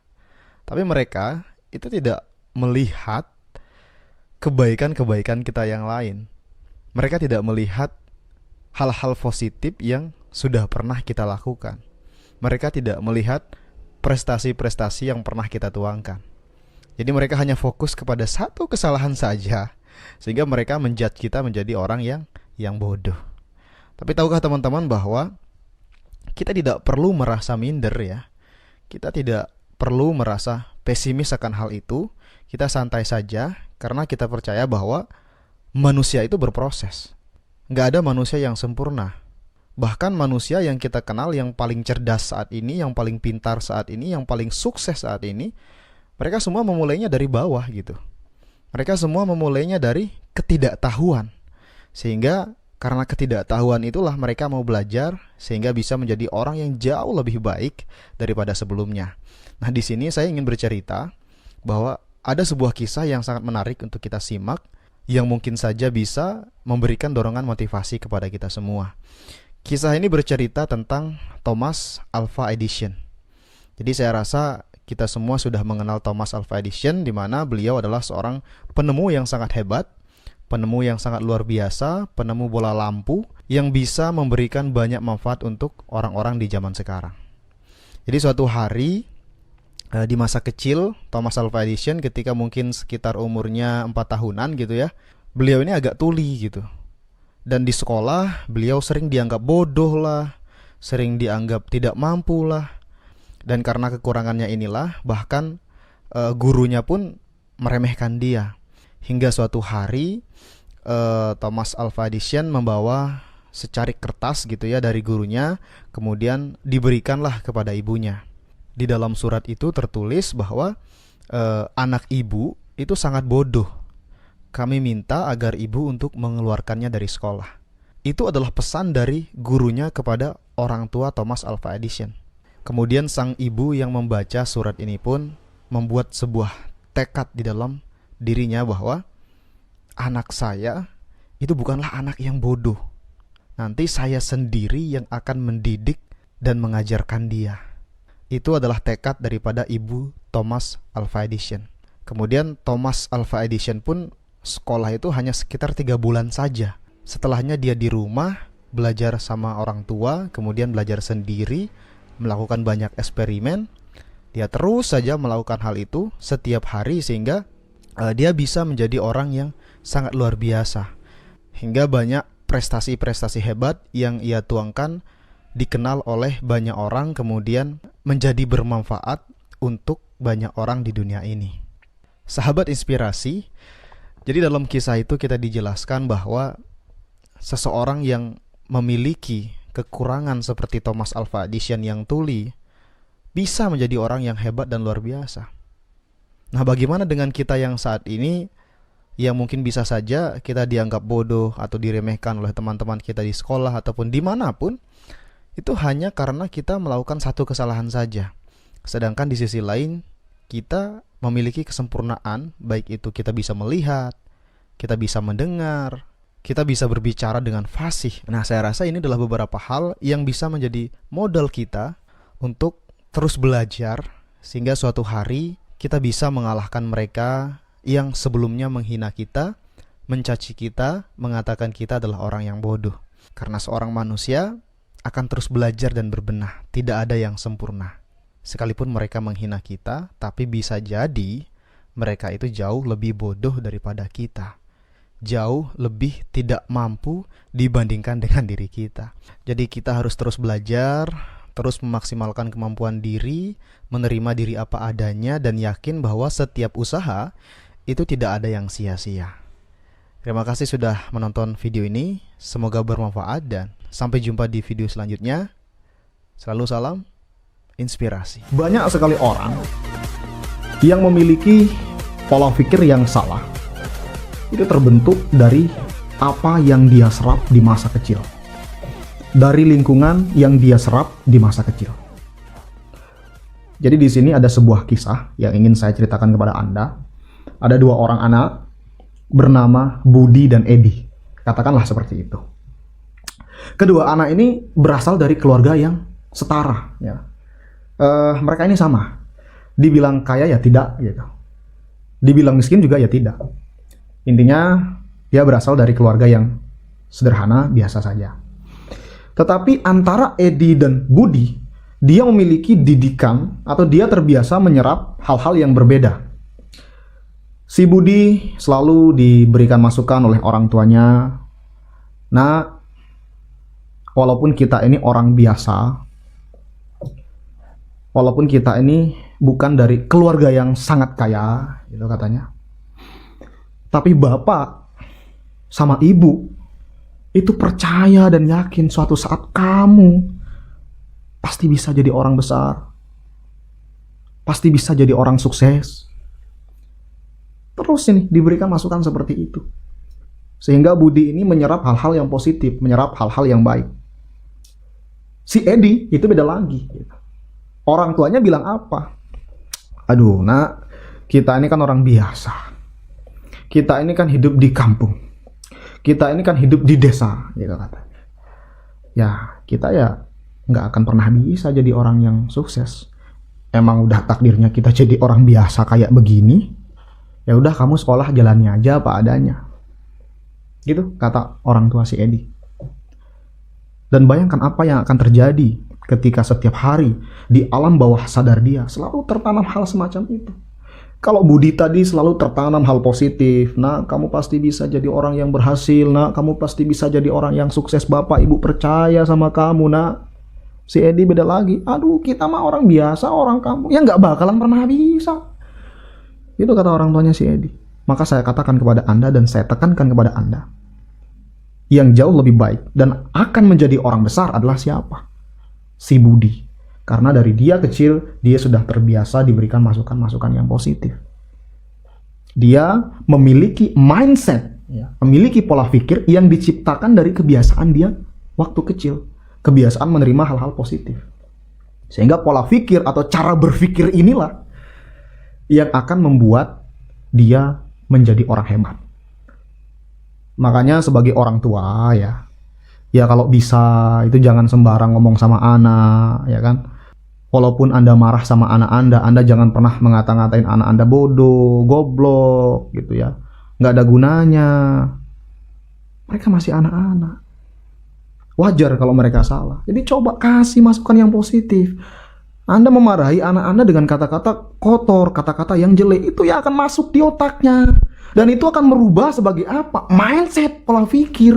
Sehingga itu yang membuat dia nggak akan pernah bisa maju-maju. Ujung-ujungnya besok kalau anaknya jadi orang yang nggak bener, jadi maling, jadi penjahat, jadi begal, jadi perampok, yang disalahkan siapa? Anaknya yang disalahkan. Padahal orang tuanya waktu anaknya masih kecil, didikannya udah kayak gitu. Bukannya ngasih hal-hal positif, bukannya ngasih masukan yang baik, ngasihnya masukan yang buruk, masukan yang nggak bener. Gimana anaknya bisa jadi orang yang sukses? Gimana anaknya bisa jadi orang yang berhasil? Ini realita yang ada di negara kita ini. Banyak sekali memang orang tua gitu ya, yang tidak peduli sama sekali dengan anaknya. Bahkan mengatakan kepada anaknya, aduh kita ini emang udah ditakdirkan kayak begini ya, kita nggak akan pernah bisa berhasil. Nah, hal-hal semacam ini yang bisa menciptakan sebuah mindset, cara berpikir, pola pikir yang salah di dalam diri seseorang. Ingat, semua yang kita lakukan itu berasal dari mindset. Ketika mindset Anda positif, mengatakan hal yang baik, maka tindakan Anda akan menjadi baik. Hari ini Anda mengatakan, saya pasti bisa, saya pasti berhasil, saya pasti sukses. Lihat apa yang terjadi. Tuhan itu maha mendengar. Ketika Anda yakin dengan diri Anda, Tuhan gak akan pernah diam. Dia tahu mana hambanya yang mau berjuang, mana hambanya yang gak mau berjuang. Anda jangan pernah takut dengan kehidupan di dunia, sebab yang membantu Anda itu langsung daripada Tuhan yang Maha Esa. Langsung Tuhan yang akan membantu Anda. Kalau sudah Tuhan turun tangan membantu Anda, apa yang akan terjadi? Anda benar-benar akan menjadi orang yang berhasil. Terlebih doa orang tua. Orang tua memberikan masukan kepada anaknya. Ya, jadi itu pesan saya kepada orang tua. Jadi tolonglah kalau punya anak itu ya dikasih masukan yang baik, yang positif. Jangan dikasih masukan yang negatif, karena itu nanti akan menciptakan sebuah pola pikir yang salah. Ya, jadi itu akan menciptakan pola pikir yang benar-benar keliru di dalam diri seseorang itu sendiri. Dan tahukah Anda semua bahwa orang besar di luar sana itu tidak terlahir dari pola pikir yang negatif, yang kecil gitu, enggak. Melainkan mereka itu tercipta, ya mereka itu bisa sukses karena memang pola pikirnya sudah sangat hebat dan sudah sangat luar biasa. Yang biasanya orang ketika dia mendapatkan uang, pikirannya gimana caranya ngabisin uang, gimana caranya uang ini biar cepat habis gitu. Tapi kalau orang sukses berpikir bagaimana? Mereka itu berpikir bagaimana uang ini bisa memberikan uang yang lebih lagi. Bagaimana uang ini bisa beranak, bagaimana dia tuh berinvestasi. Ini kalau orang sukses. Makanya semua kan diperbaiki dari mindset dan pola pikir ini. Cara berpikir inilah yang harus dirubah. Nah, jadi hal semacam itu yang dapat membuat tindakan-tindakan kita juga menjadi tidak baik. Rubah pola pikir Anda, maka hidup Anda, tindakan Anda akan berubah 180 derajat. Saya berani jamin. Karena semua bersumber dari pola pikir dan bersumber dari bagaimana cara kita dalam berpikir. Ingat, alam bawah sadar adalah kekuatan terbesar kita. Alam bawah sadar adalah kekuatan terbesar kita. Apabila setiap hari alam bawah sadar ini ya diberikan masukan-masukan yang baik, masukan-masukan yang positif, kamu pasti bisa, kamu pasti berhasil, kamu pasti akan sukses. Maka ke depan ya, apa yang Anda katakan itu bisa menjadi kenyataan. Alam bawah sadar ya, ini sangat peka sekali. Anda bisa mengingat banyak hal dengan mudah dan Anda sulit melupakan hal tersebut semua karena bawah sadar Anda, alam bawah sadar Anda. Jadi coba mumpung Anda masih memiliki kesempatan untuk melakukan banyak hal, kasih masukan-masukan yang positif terhadap alam bawah sadar Anda. Bagaimana caranya? Anda bisa mengikuti organisasi atau Anda bisa berkumpul dengan orang-orang yang mindsetnya bagus sehingga itu bisa merubah mindset Anda. Berkumpul dengan orang-orang yang baik itu bisa merubah mindset Anda. Baca buku yang positif itu bisa merubah mindset Anda. Tonton video seperti ini yang positif itu juga bisa merubah mindset Anda. Selama ada waktu, selama ada kesempatan, silakan Anda gunakan untuk belajar. Di zaman modern seperti sekarang ini, zaman millennials, tidak ada yang sulit. Semua serba mudah. Pengen beli sesuatu, udah mainnya di mana? Online. Pengen nonton sesuatu, mainnya di YouTube. Nyari ilmu di mana-mana, sudah bisa. Ya. Tapi ya, kadang-kadang yang sering jadi masalah, ya banyakan males gitu ya. Banyakan nggak mau berusaha gitu ya. Semakin diberikan kemudahan, tapi dianya nggak mau dibantu gitu. Pengennya mungkin hidup di zaman-zaman dahulu. Ayolah, gunakan apa yang Anda miliki hari ini untuk hal-hal yang positif. Rubah mindset Anda, rubah cara berpikir Anda, rubah pola pikir Anda, maka hidup Anda itu akan berubah 180 derajat. Bisa dibayangkan dia berusaha menjaga gerakan kakinya sekarang. Okay? Nah, kalau dia harus ngarang, berbicara dengan emosi atau membayangkan, belum tentu dia berbohong loh. Memikirkan bagaimana cara yang baik untuk mengatakan sesuatu agar orang tidak tersinggung, dia seperti perilakunya berbohong. Yaitu gerakan kakinya sekarang terbalik. Rata-rata ke kanan atas. Berarti orang yang kakinya bergetar kiri kanan itu biasanya ada masalah untuk mengatakan yang sebetulnya. Yuk, kita cek sekarang Pak Rahmat. Ini saya turunkan dulu. Pak Rahmat. Good. Saya ingin ekstrim zoomnya ke Pak Rahmat biar saya berdiri di sini supaya kita sama-sama bisa melihat ya. Ada yang memutuskan apakah beliau mengatakan yang sebenarnya, apakah beliau yakin, apakah beliau tahu. Lebih dekat lagi mungkin close up-nya itu. Yes. Pak Rahmat. Ya. Bapak dilahirkan tanggal berapa tadi? Tanggal 5 September. 5. Hari apa? Hari Rabu. Hari Rabu. Jam? Sore. Sore. Jam berapa Pak? Persis diingat-ingat coba. Jam 5. Jam 5. Oke. Kelihatannya masih oke ya? Yuk, sekarang kita tanya. Yuk sekarang kita cek. Bapak sudah menikah? Sudah. Sudah. Punya anak? Ya. Sangat sayang kepada istri? Sayang.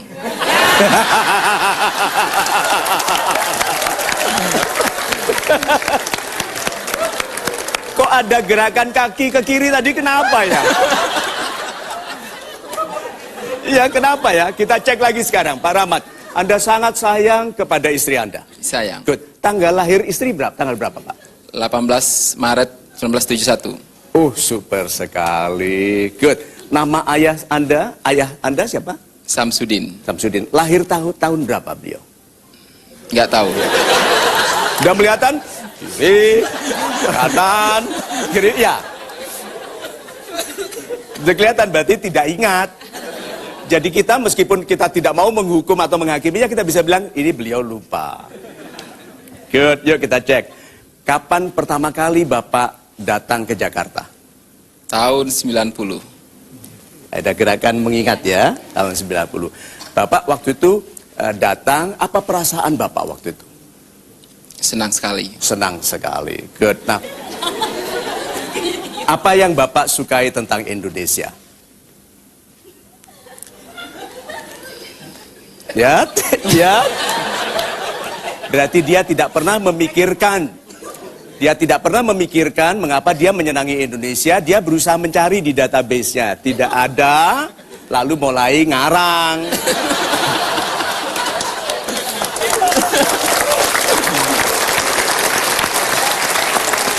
Ya.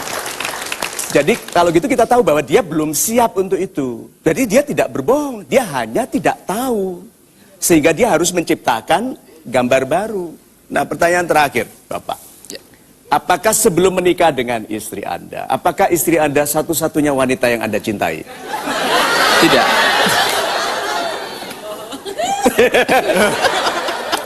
Jawabannya apa? Jangan bilang bohong, meragukan. Tahu kenapa? Dia ada gerakan menutupi kakinya. Ya. Berarti secara instinktif kita tahu bahwa kaki diperhatikan orang. Sehingga untuk menyembunyikan sesuatu yang kita tidak ingin dilihat orang, kita tutupi kaki kita. Nah, sekarang diberitahu nggak yang dibaca tadi apanya? Bapak tadi jaga kakinya ya? Sudah gak bergerak loh itu tadi. Pak, yang dibaca tadi, untuk audience juga, yang dibaca tadi adalah mata Bapak. Kalau ada sesuatu yang Bapak sudah ketahui, ditanya orang, Bapak akan melihat ke arah kiri. Tetapi kalau Bapak tidak tahu, Bapak mencari cara untuk mengarang sesuatu untuk dikatakan. Lalu kalau Bapak ragu-ragu dan takut, dilihat merem. Untuk menutupi itu. Itu sebabnya ada orang yang berperilaku, sebentar ya. Lihat. Itu atau yang ke arah. Yang lebih parah adalah guru atau dosen yang kalau mengajar begini. Ada toh? Ada. Banyak. Nah, jadi ini trik sederhananya adalah apabila Anda tidak ingin dikira berbohong. Meskipun kita tidak ingin berbohong, tapi karena Anda memiliki kebiasaan melihat ke jendela. Orang yang kantornya jendelanya di sebelah kanan sering bermasalah. Ini bukan feng shui ya. Orang yang yang di kantornya jendelanya di kanan sering punya masalah, diduga bohong. Karena dia sering lihat ke kanan. Orang bergerak lewat, ada apa ya gitu, makanan belum datang, itu ke kanan. Lalu dalam bertemu dan negosiasi, dia sering melihat ke kanan. Orang itu pernah melihat golden ways atau ikut training negotiation atau apa? Tidak perlu, karena secara instintif kita tahu. Orang yang selalu mencari informasi ke sebelah kanan, kurang meyakinkan dibandingkan orang yang, yes, ada 12 orang waktu itu. Berapa orang yang makan makanan Anda? Banyak ya. Ada, karena makanan dia ingat sekali diambil orang. Nah, lihat. Jadi Pak, mulai dari sekarang berhati-hatilah karena orang membuat kesan salah atau benar. Kesan orang digunakan sebagai penetap keputusan kepada kita. Untuk Pak Rahmat kita berikan tepuk tangan. Kesempatan kepada audiens untuk bertanya, saya persilakan. Yes, Bapak. Silakan. Pak Mario, nama saya Andi. Yes, Pak. Tadi sebelum acara ini Bapak sempat bertanya kepada saya, menatap saya begitu, Ya. menilai saya. Apa yang Bapak dapatkan dari saya, Pak? Terima kasih. Pak, beritahu saya mengapa seseorang tidak Anda sukai. Karena hasil pekerjaan yang tidak baik. Gitu. Seperti misalnya apa? Instruksi suka tidak dijalankan dengan baik. Instruksi tidak jalankan. Berapa sering anak buah Bapak tidak melaksanakan yang Ya, kira-kira hitungan 10 sampai 15. Terima kasih. Silakan, Pak.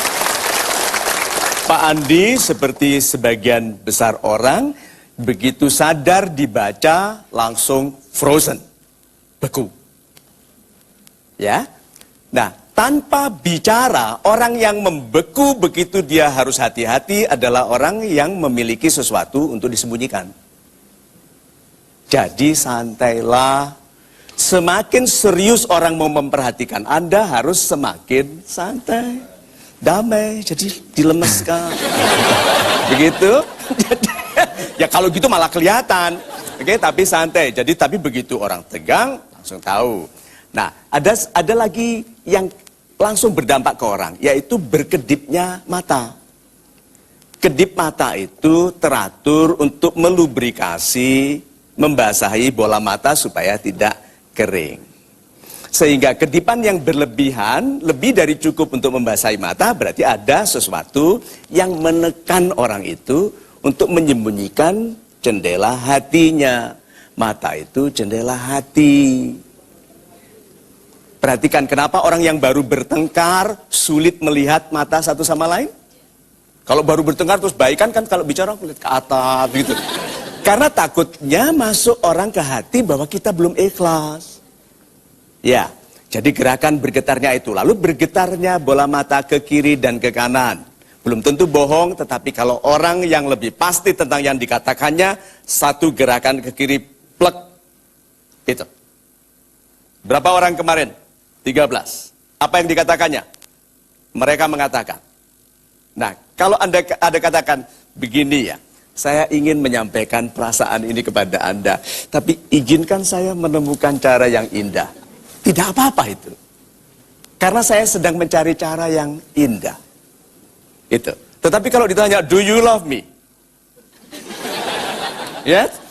Berhati-hatilah. Gitu. Begitu ya, terima kasih. Super sekali Pak Mario.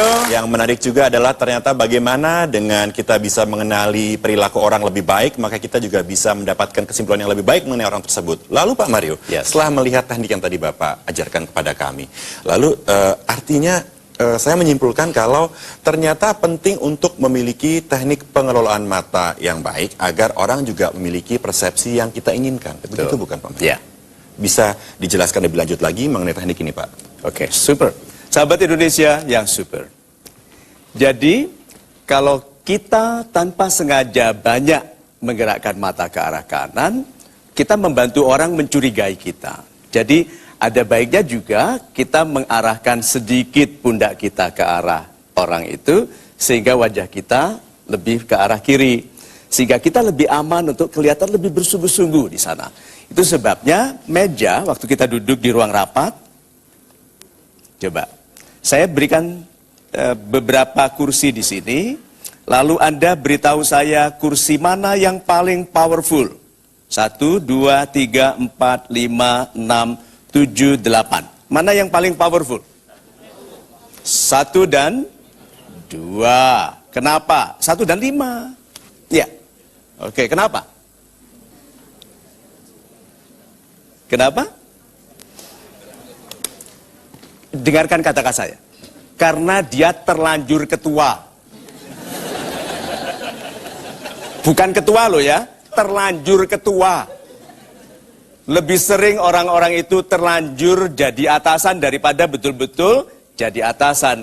Kursi yang paling powerful, ya. Pernah dengar istilah tangan kanan? Dia tangan kanannya.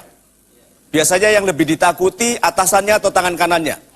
Tangan kanannya, nggak usah tangan kanan. Sekretaris itu lebih menakutkan.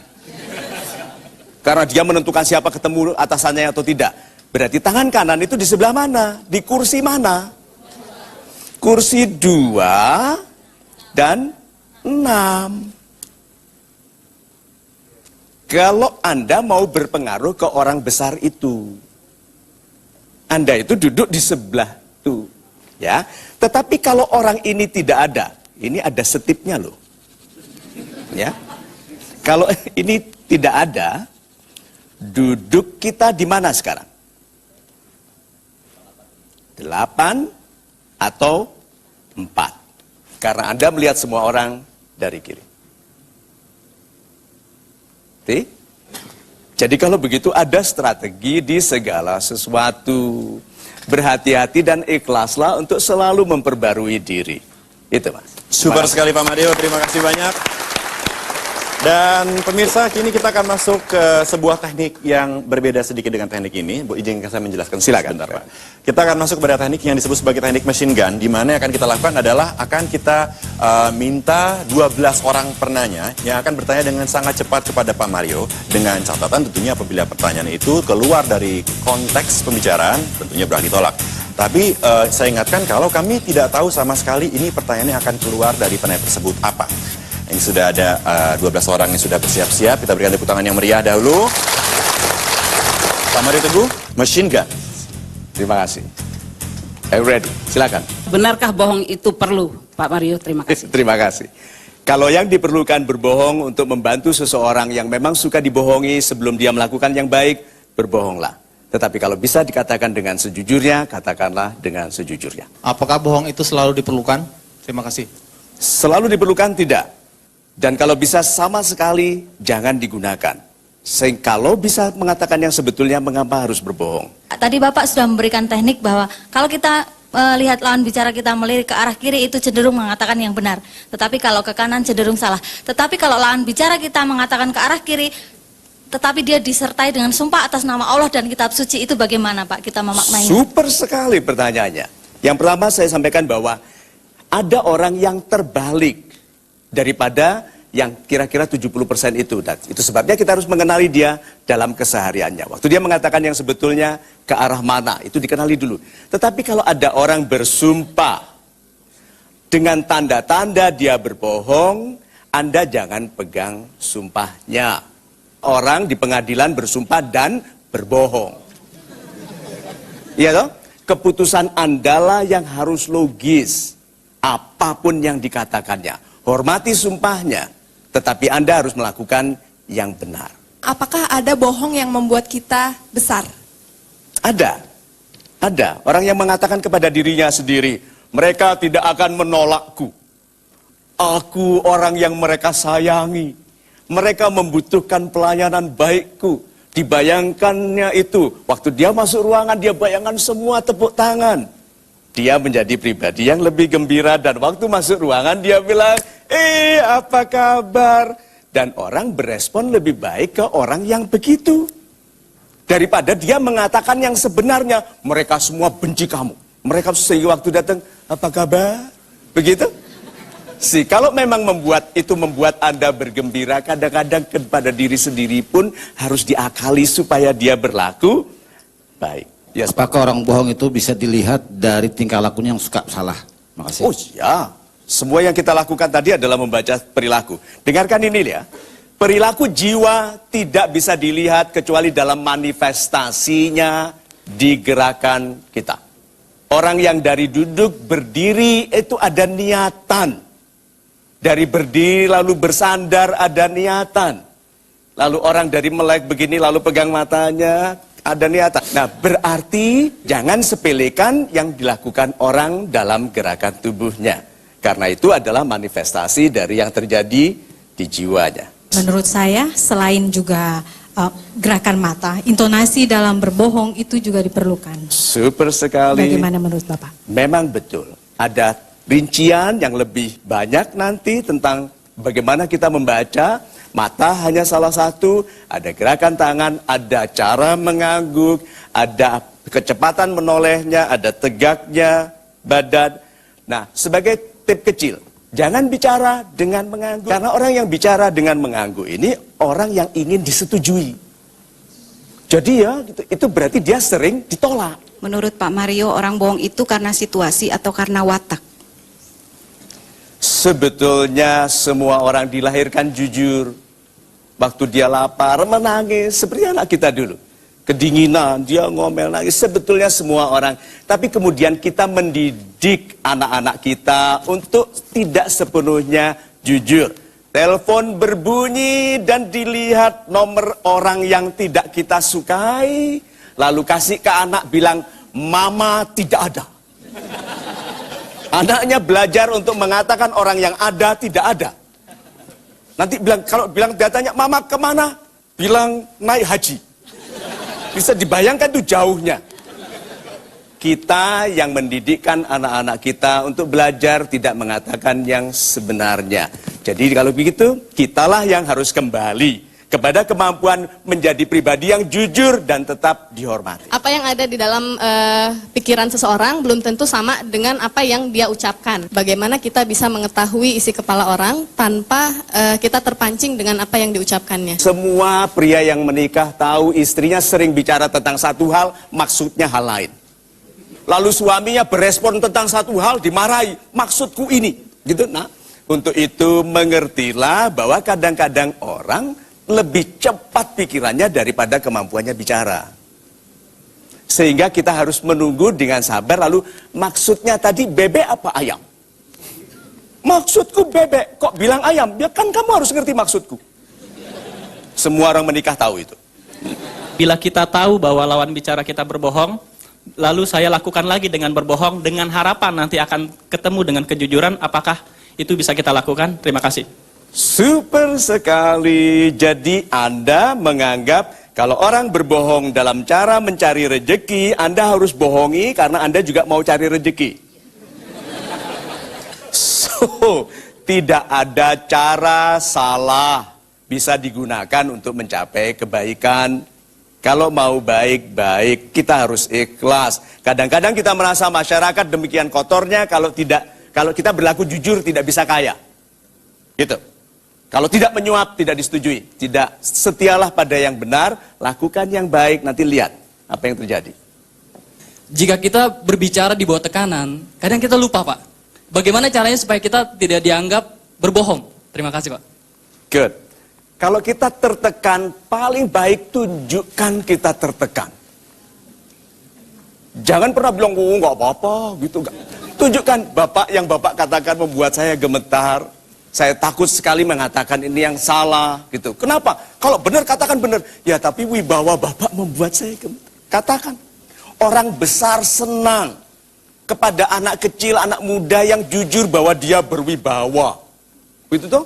Wibawa Bapak ini loh. Gitu kan? Sayang kumisnya nggak seimbang. Nah. Kata orang dunia ini penuh dengan kebohongan. Ya. Apakah kebohongan itu sama dengan sebuah sandiwara? Oh yes, betul. Dan kalau memang semua orang sudah bersandiwara, bersandiwaralah yang baik. Jadi jangan selalu katakan apa yang Anda rasakan. Kadang-kadang kita mengatakan saja lalu menyesal, minta maaf. Ada orang yang tidak berhati-hati karena dia memang periang. Dia datang ke rumah orang yang sedang keseripahan. Jadi dia melayat.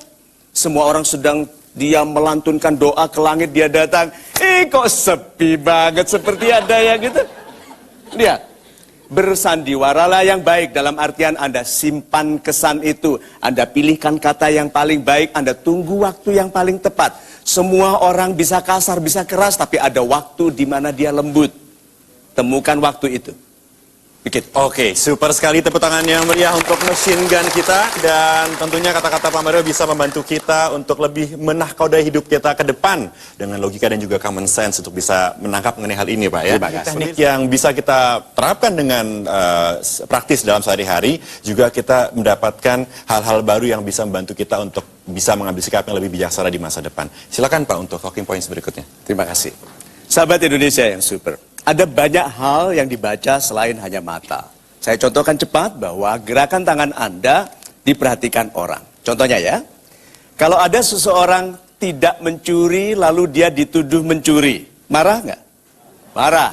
Waktu dia mau memukul meja karena marah dituduh mencuri, Anda bayangkan enaknya dia memukul meja dengan tangan kanan, sumpah aku nggak curi, atau dengan tangan kiri. Yang enak di mana dibayangkan? Yes. Karena gerakan ini gerakan orang yang tahu pasti apa yang dilakukannya. Itu sebabnya waktu bicara di depan publik hindari pegang mikrofon di kanan. Itu membuat Anda berbicara banyak dengan tangan kiri. Perhatikan kalau ada videotape dari semua orang yang berbicara di publik yang tidak memegang mikrofon tapi aktif tangan kirinya. Perhatikan. Yang Anda curigai kalau, oh enggak, mereka enggak dipukuli, itu drama. Perhatikan, kiri ada apa? Kenapa kiri? Karena orang yang mengatakan sejujurnya, ini untuk kebaikanmu. Lalu bilang, tapi mungkin Anda yang selingkuh. Enggak, aku setia kok. Gitu. So, perhatikan itu. Itu Mas Fuli. Super sekali Pak Mario, terima kasih. Dan langsung saya berikan kesempatan untuk bertanya kepada audiens. Silakan. Bapak, silakan Yes, Bapak. Salam subur Pak Mario. Salam subur Bapak. Nama saya Heri dari Bekasi. Yes Pak Heri. Semua orang tidak mau dibohongi. Ya. Sehingga harapan kita adalah semua harus jujur. Ya. Perlukah penekanan supaya tidak bohong itu Pak? Diancam. Betul Pak. Oke. Good. Terima kasih. Terima kasih Pak. Silakan Pak Mario. Tidak ada orang bisa Anda buat setuju kalau hatinya menolak. Jadi orang disuruh bersumpah denouncing God, mengatakan Tuhan tidak ada, tidak bisa Anda paksa. Dia bisa menyetujui Anda, tapi kalau hatinya tetap mengatakan ya, aku bertuhan, tidak ada yang bisa memaksanya. Itu sebabnya jangan gunakan pendekatan apapun yang membuat hati orang menolak. Karena apapun kepandaian seseorang, apapun kehebatan tubuhnya, pengalaman dan tekniknya, semua penggunaan itu ditentukan oleh hatinya. Jadi kalau Anda berbicara ke seseorang, mulai hari ini ingat, Anda tidak bicara ke seseorang seutuhnya, Anda bicara ke hatinya. Maka tampillah santun, penuh hormat, dengarkan dengan baik, setujui dulu, baru sampaikan. Itu yang ingin Anda sampaikan kepada hatinya. Super sekali, terima kasih Pak Mario. Menjadi lebih jelas untuk lebih punya kesadaran sosial di sekeliling kita. Tapi kita bicara mengenai kebohongan tadi Pak Mario. Yes. Rasa-rasanya saya ingin bertanya apakah masih ada lagi teknik lain yang perlu kita ketahui supaya bisa mendeteksi dengan lebih baik Pak? Teknik-teknik yang lain. Oke, perhatikan, saya cepatkan ya. Perhatikan orang yang menggunakan tangan kanannya lebih banyak. Perhatikan orang yang lebih kelihatan telapak tangannya. Orang-orang yang menyembunyikan telapak tangan rata-rata mau datang bilang, ada uang nggak? Gitu. Karena mau utang. Ya. Tapi orang-orang yang terbuka rata-rata tidak menyembunyikan apa. Bahkan belanjaan titipan istrinya yang dicatatnya itu kelihatan. Sarden, ikan asin, itu kelihatan. So, kemudian orang-orang itu biasanya tulus sekali sehingga kalau ada yang penting dia tidak menunjuk ke matanya orang. Karena ini upaya membuat orang harus setuju. Tapi dia bilang ini penting ya. Begitu. Ke atas. Kemudian kalau bertemu dengan orang, lebih memperhatikan orang itu sebagaimana orang itu harus diperhatikan. Perhatikan bagaimana calon presiden, calon wapres, kalau jalan itu salaman sama orang sekedarnya. Begitu. Kadang-kadang malah salaman dengan orang dengan dada di sana ya. Ya, begitu. Jujur nggak ini hubungannya? Tidak. Perhatikan tuh, jadi cara paling sederhana untuk mengenali kehormatan, mengenali kejujuran adalah melalui sikap hormat. Orang yang menghormati tidak mungkin menipu. Benar sekali, terima kasih Pak Mario. Dan tidak terasa kita sudah masuk ke segmen terakhir. Saya persilakan Bapak untuk memberikan kesimpulan, Pak. Kesimpulannya, apakah Tuhan akan memperdayakan kita supaya hidup kita tidak baik? Apakah Tuhan berkonspirasi dengan para malaikat untuk ngerjain orang tertentu? Itu Susi Gunawan, itu Rahmat Gunawan. Tidak.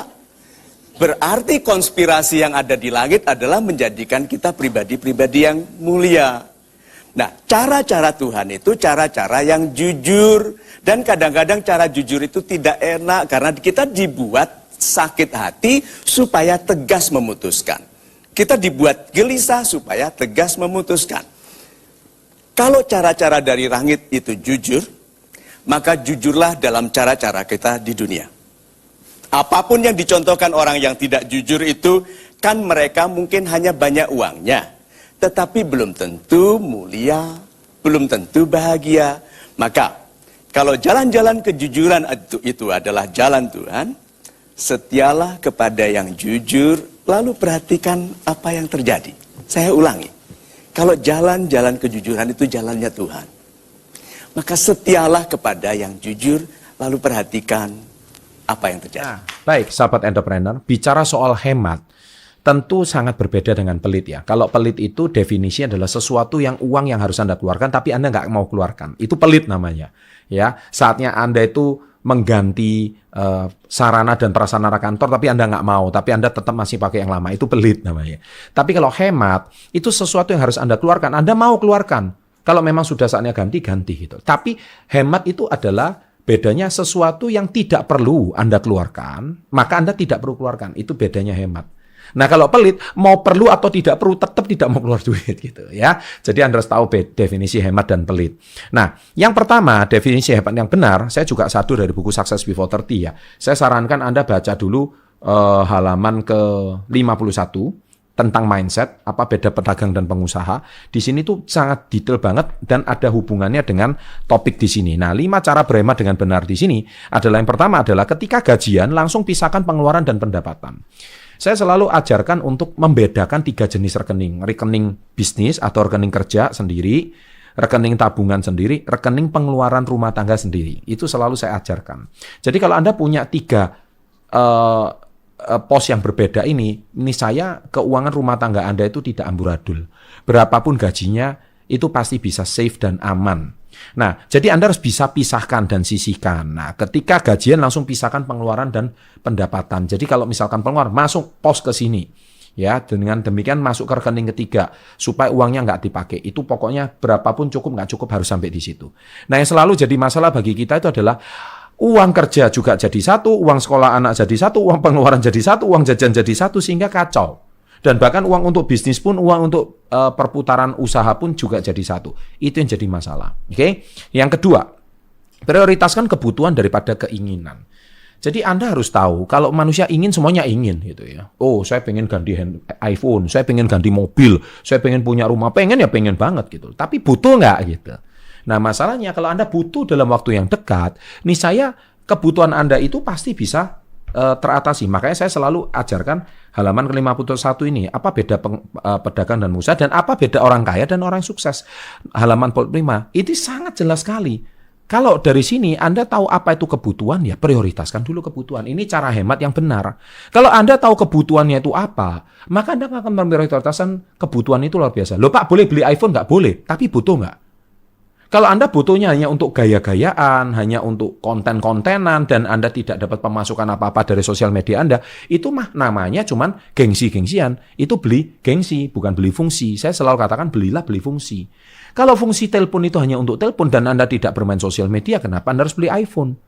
Ya kan? Nah, ini yang sesuatu yang kita harus penting banget. Tapi kalau memang ada kebutuhan untuk Anda membuat konten yang menarik dan bisa mendatangkan penghasilan dan bisnis dari situ, ya invest iPhone nggak ada yang salah. Kalau perlu iPhone yang terbaik gitu. Karena dengan kamera yang terbaik nggak ada masalah gitu. Tapi kalau cuma Anda invest, beli, terus sosial media Anda tidak menghasilkan uang dan Anda cuma pamer ke teman-teman, ya itu namanya goblok ya gitu ya, ngerti ya? Nah, itu yang kedua. Yang ketiga adalah Mencatat keluar masuknya uang sedetail mungkin, bisa pakai aplikasi. Ini penting sekali. Nah, jadi kalau Anda keluar masuk uang itu tahu cash flow-nya itu kemana, uang ini larinya kemana. Jadi ini uang bisnis kah, ini uang untuk pengeluaran rumah tangga kah, ini untuk saat, nah itu jelas. Ini cara hemat yang benar. Kalau perlu Anda mencatat kemana saja uang itu pergi. Keempat adalah buat rekening tabungan terpisah. Tadi saya sudah berikan tips 3 rekening tabungan. Uang untuk kerja sendiri, uang untuk keperluan sehari-hari sendiri, ya, untuk tabungan itu sendiri. Dan itu buat rekening tabungan yang terpisah. Yang kelima, buat gaya hidup seminimalis mungkin. Saya bilang, Pak Chandra, di sosial media itu kok banyak orang konten pamer kemewahan. Saya bilang, kadang-kadang mereka itu strategi juga ya, pinter juga mereka pamer kemewahan supaya dihujat netizen gitu ya, dan terlihat menjadi orang yang sangat kaya raya dan membuat mata-mata netizen jadi sakit dan membuat netizen jadi marah-marah gitu ya, karena iri, dengki, dan itu kan keluar semua bahasa netizen, kebun binatangnya itu bahasanya keluar semua gitu. Tapi itu sebenarnya strategi. Mereka membuat konten yang membuat orang pedas, membuat orang jengkel, tapi trafficnya dan engagementnya itu menjadi tinggi. Salahkah itu? Tidak salah. Tapi itu cuma strategi konten, karena memancing kemarahan orang. Tapi permasalahannya adalah, apakah dia benar-benar daily life-nya seperti itu? Bisa jadi tidak. Bisa jadi dia mungkin gaya hidupnya seminimalis mungkin. Jadi konten sama daily life-nya itu berbeda. Nah, kalau saya pribadi, saya ini memang sangat suka hidup sederhana, ya. Kalau Anda tahu teman-teman terdekat saya, murid-murid saya, tidak jarang saya itu suka makan di pinggir jalan gitu ya. Makan kaki lima, karena menurut saya the best food is kaki lima food gitu. Karena makanan kaki lima itu adalah sebuah makanan yang menurut saya terbaik dengan segi rasa, dari segi harga gitu. Karena yang penting kan kita cukup nutrisi, kenyang, selesai kan. Kita enggak perlu. Loh, apakah Pak Chandra nggak pernah makan di hotel bintang 5? Ya sering. Apakah Pak Chandra hari ini nggak pernah pesan makanan dari room service-nya hotel? Ya juga perlu. Kalau mendesak gitu. Kalau misalkan waktunya ya kita pesan, room service-nya hotel juga nggak masalah gitu. Tapi apakah saya memilih untuk hidup sederhana? Yes. Pak, jadi orang kaya sama sederhana ini kan dua hal yang berbeda. Saya beritahu satu petunjuk untuk Anda. Jadi kaya itu harus. Jadi miliarder itu harus. Jadi orang sukses itu harus. Yang tidak harus itu adalah gaya hidupnya. Nah, itu yang pesan ya. Catat ini di menit keberapa. Yang tidak harus itu gaya hidupnya. Ya, yang harus itu adalah sikapnya. Sikapnya harus sederhana. Ya, jadi kaya raya. Jadi high profit tapi low profile. Nah, itu selalu saya punya prinsip itu seperti kayak gitu. Ya, high profit, profitnya tinggi tapi low profile. Bukan pameran nomor 1. Bukan tunjuk-tunjukkan kepada orang nomor 1. Nah, itu kalau prinsip saya. Kalau prinsipmu seperti itu ya terserah. Anda kan punya pilihan hidup masing-masing. Manusia merupakan makhluk yang dianugerahi akal pikiran oleh Tuhan. Dengan adanya akal pikiran tersebut, tentunya kita dapat memanfaatkannya untuk berpikir. Namun, kamu sendiri tahu nggak apa itu berpikir? Berpikir adalah daya jiwa yang dapat meletakkan hubungan-hubungan antara pengetahuan kita. Berpikir merupakan proses yang dialektis. Artinya, selama kita berpikir, pikiran kita dalam keadaan tanya jawab untuk dapat meletakkan hubungan pengetahuan kita. Sederhananya begini, kalian tentu bisa dengan mudah mengerjakan soal berikut ini. Nah, jika kamu dengan mudah mengerjakannya, itu karena kamu sudah menghafalnya. Namun coba kerjakan dengan cepat soal berikut.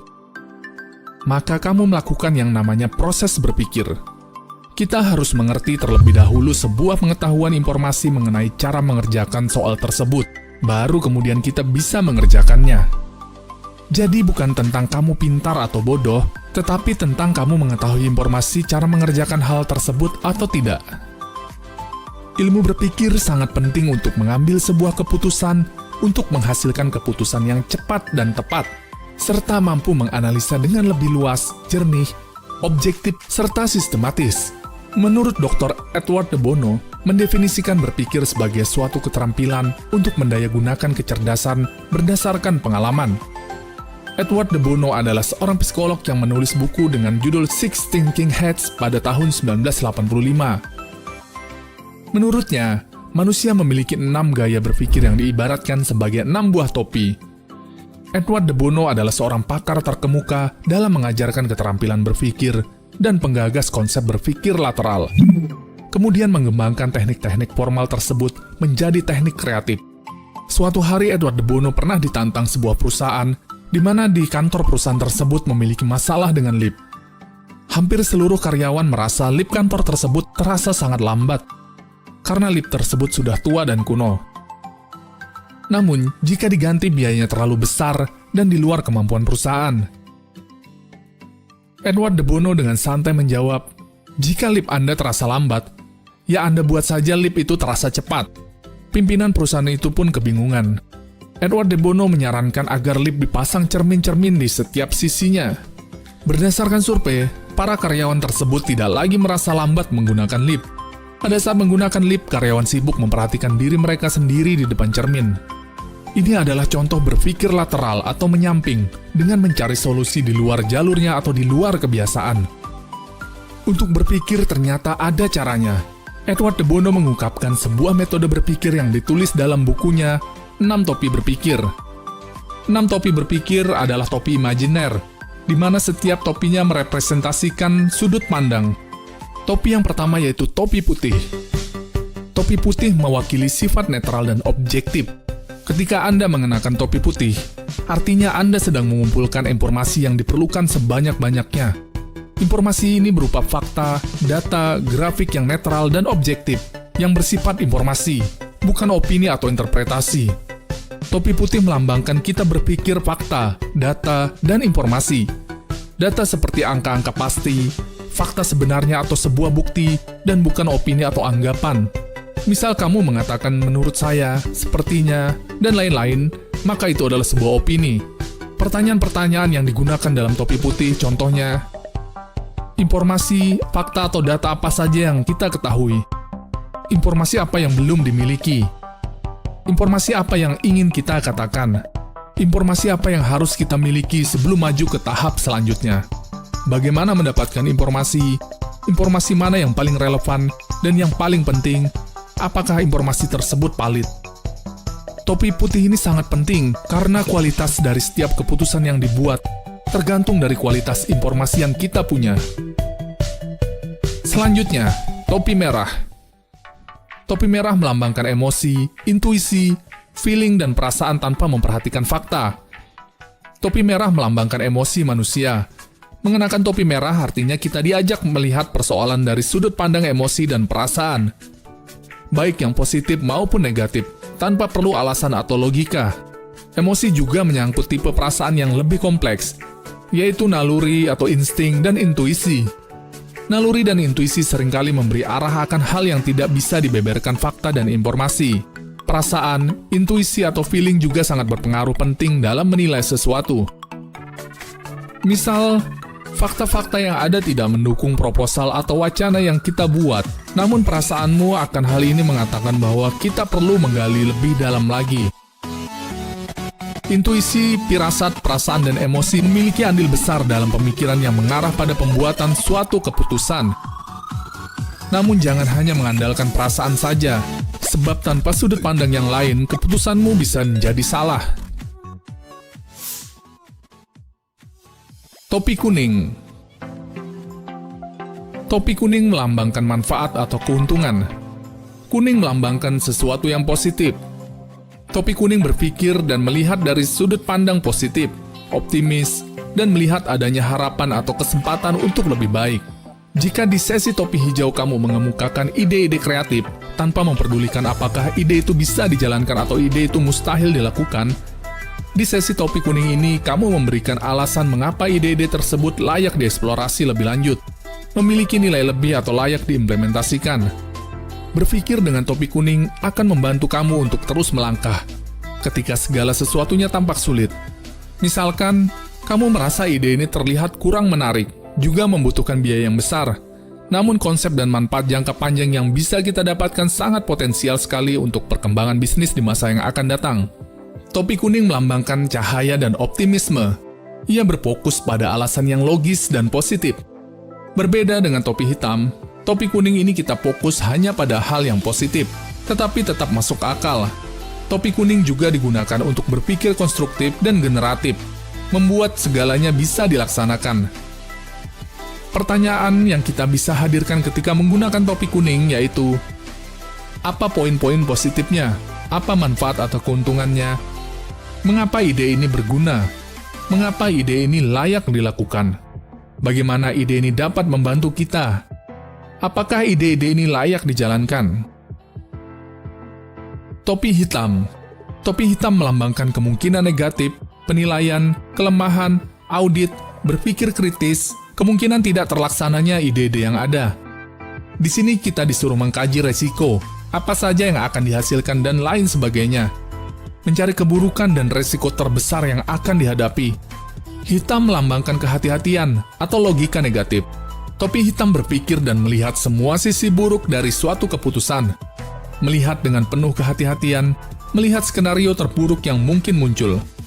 Topi hitam mengeksplorasi situasi-situasi apa saja yang tidak memungkinkan bagi ide tersebut untuk dilaksanakan. Masalah apa saja yang berpotensi muncul atau apa yang menyebabkan rencana gagal untuk dilakukan.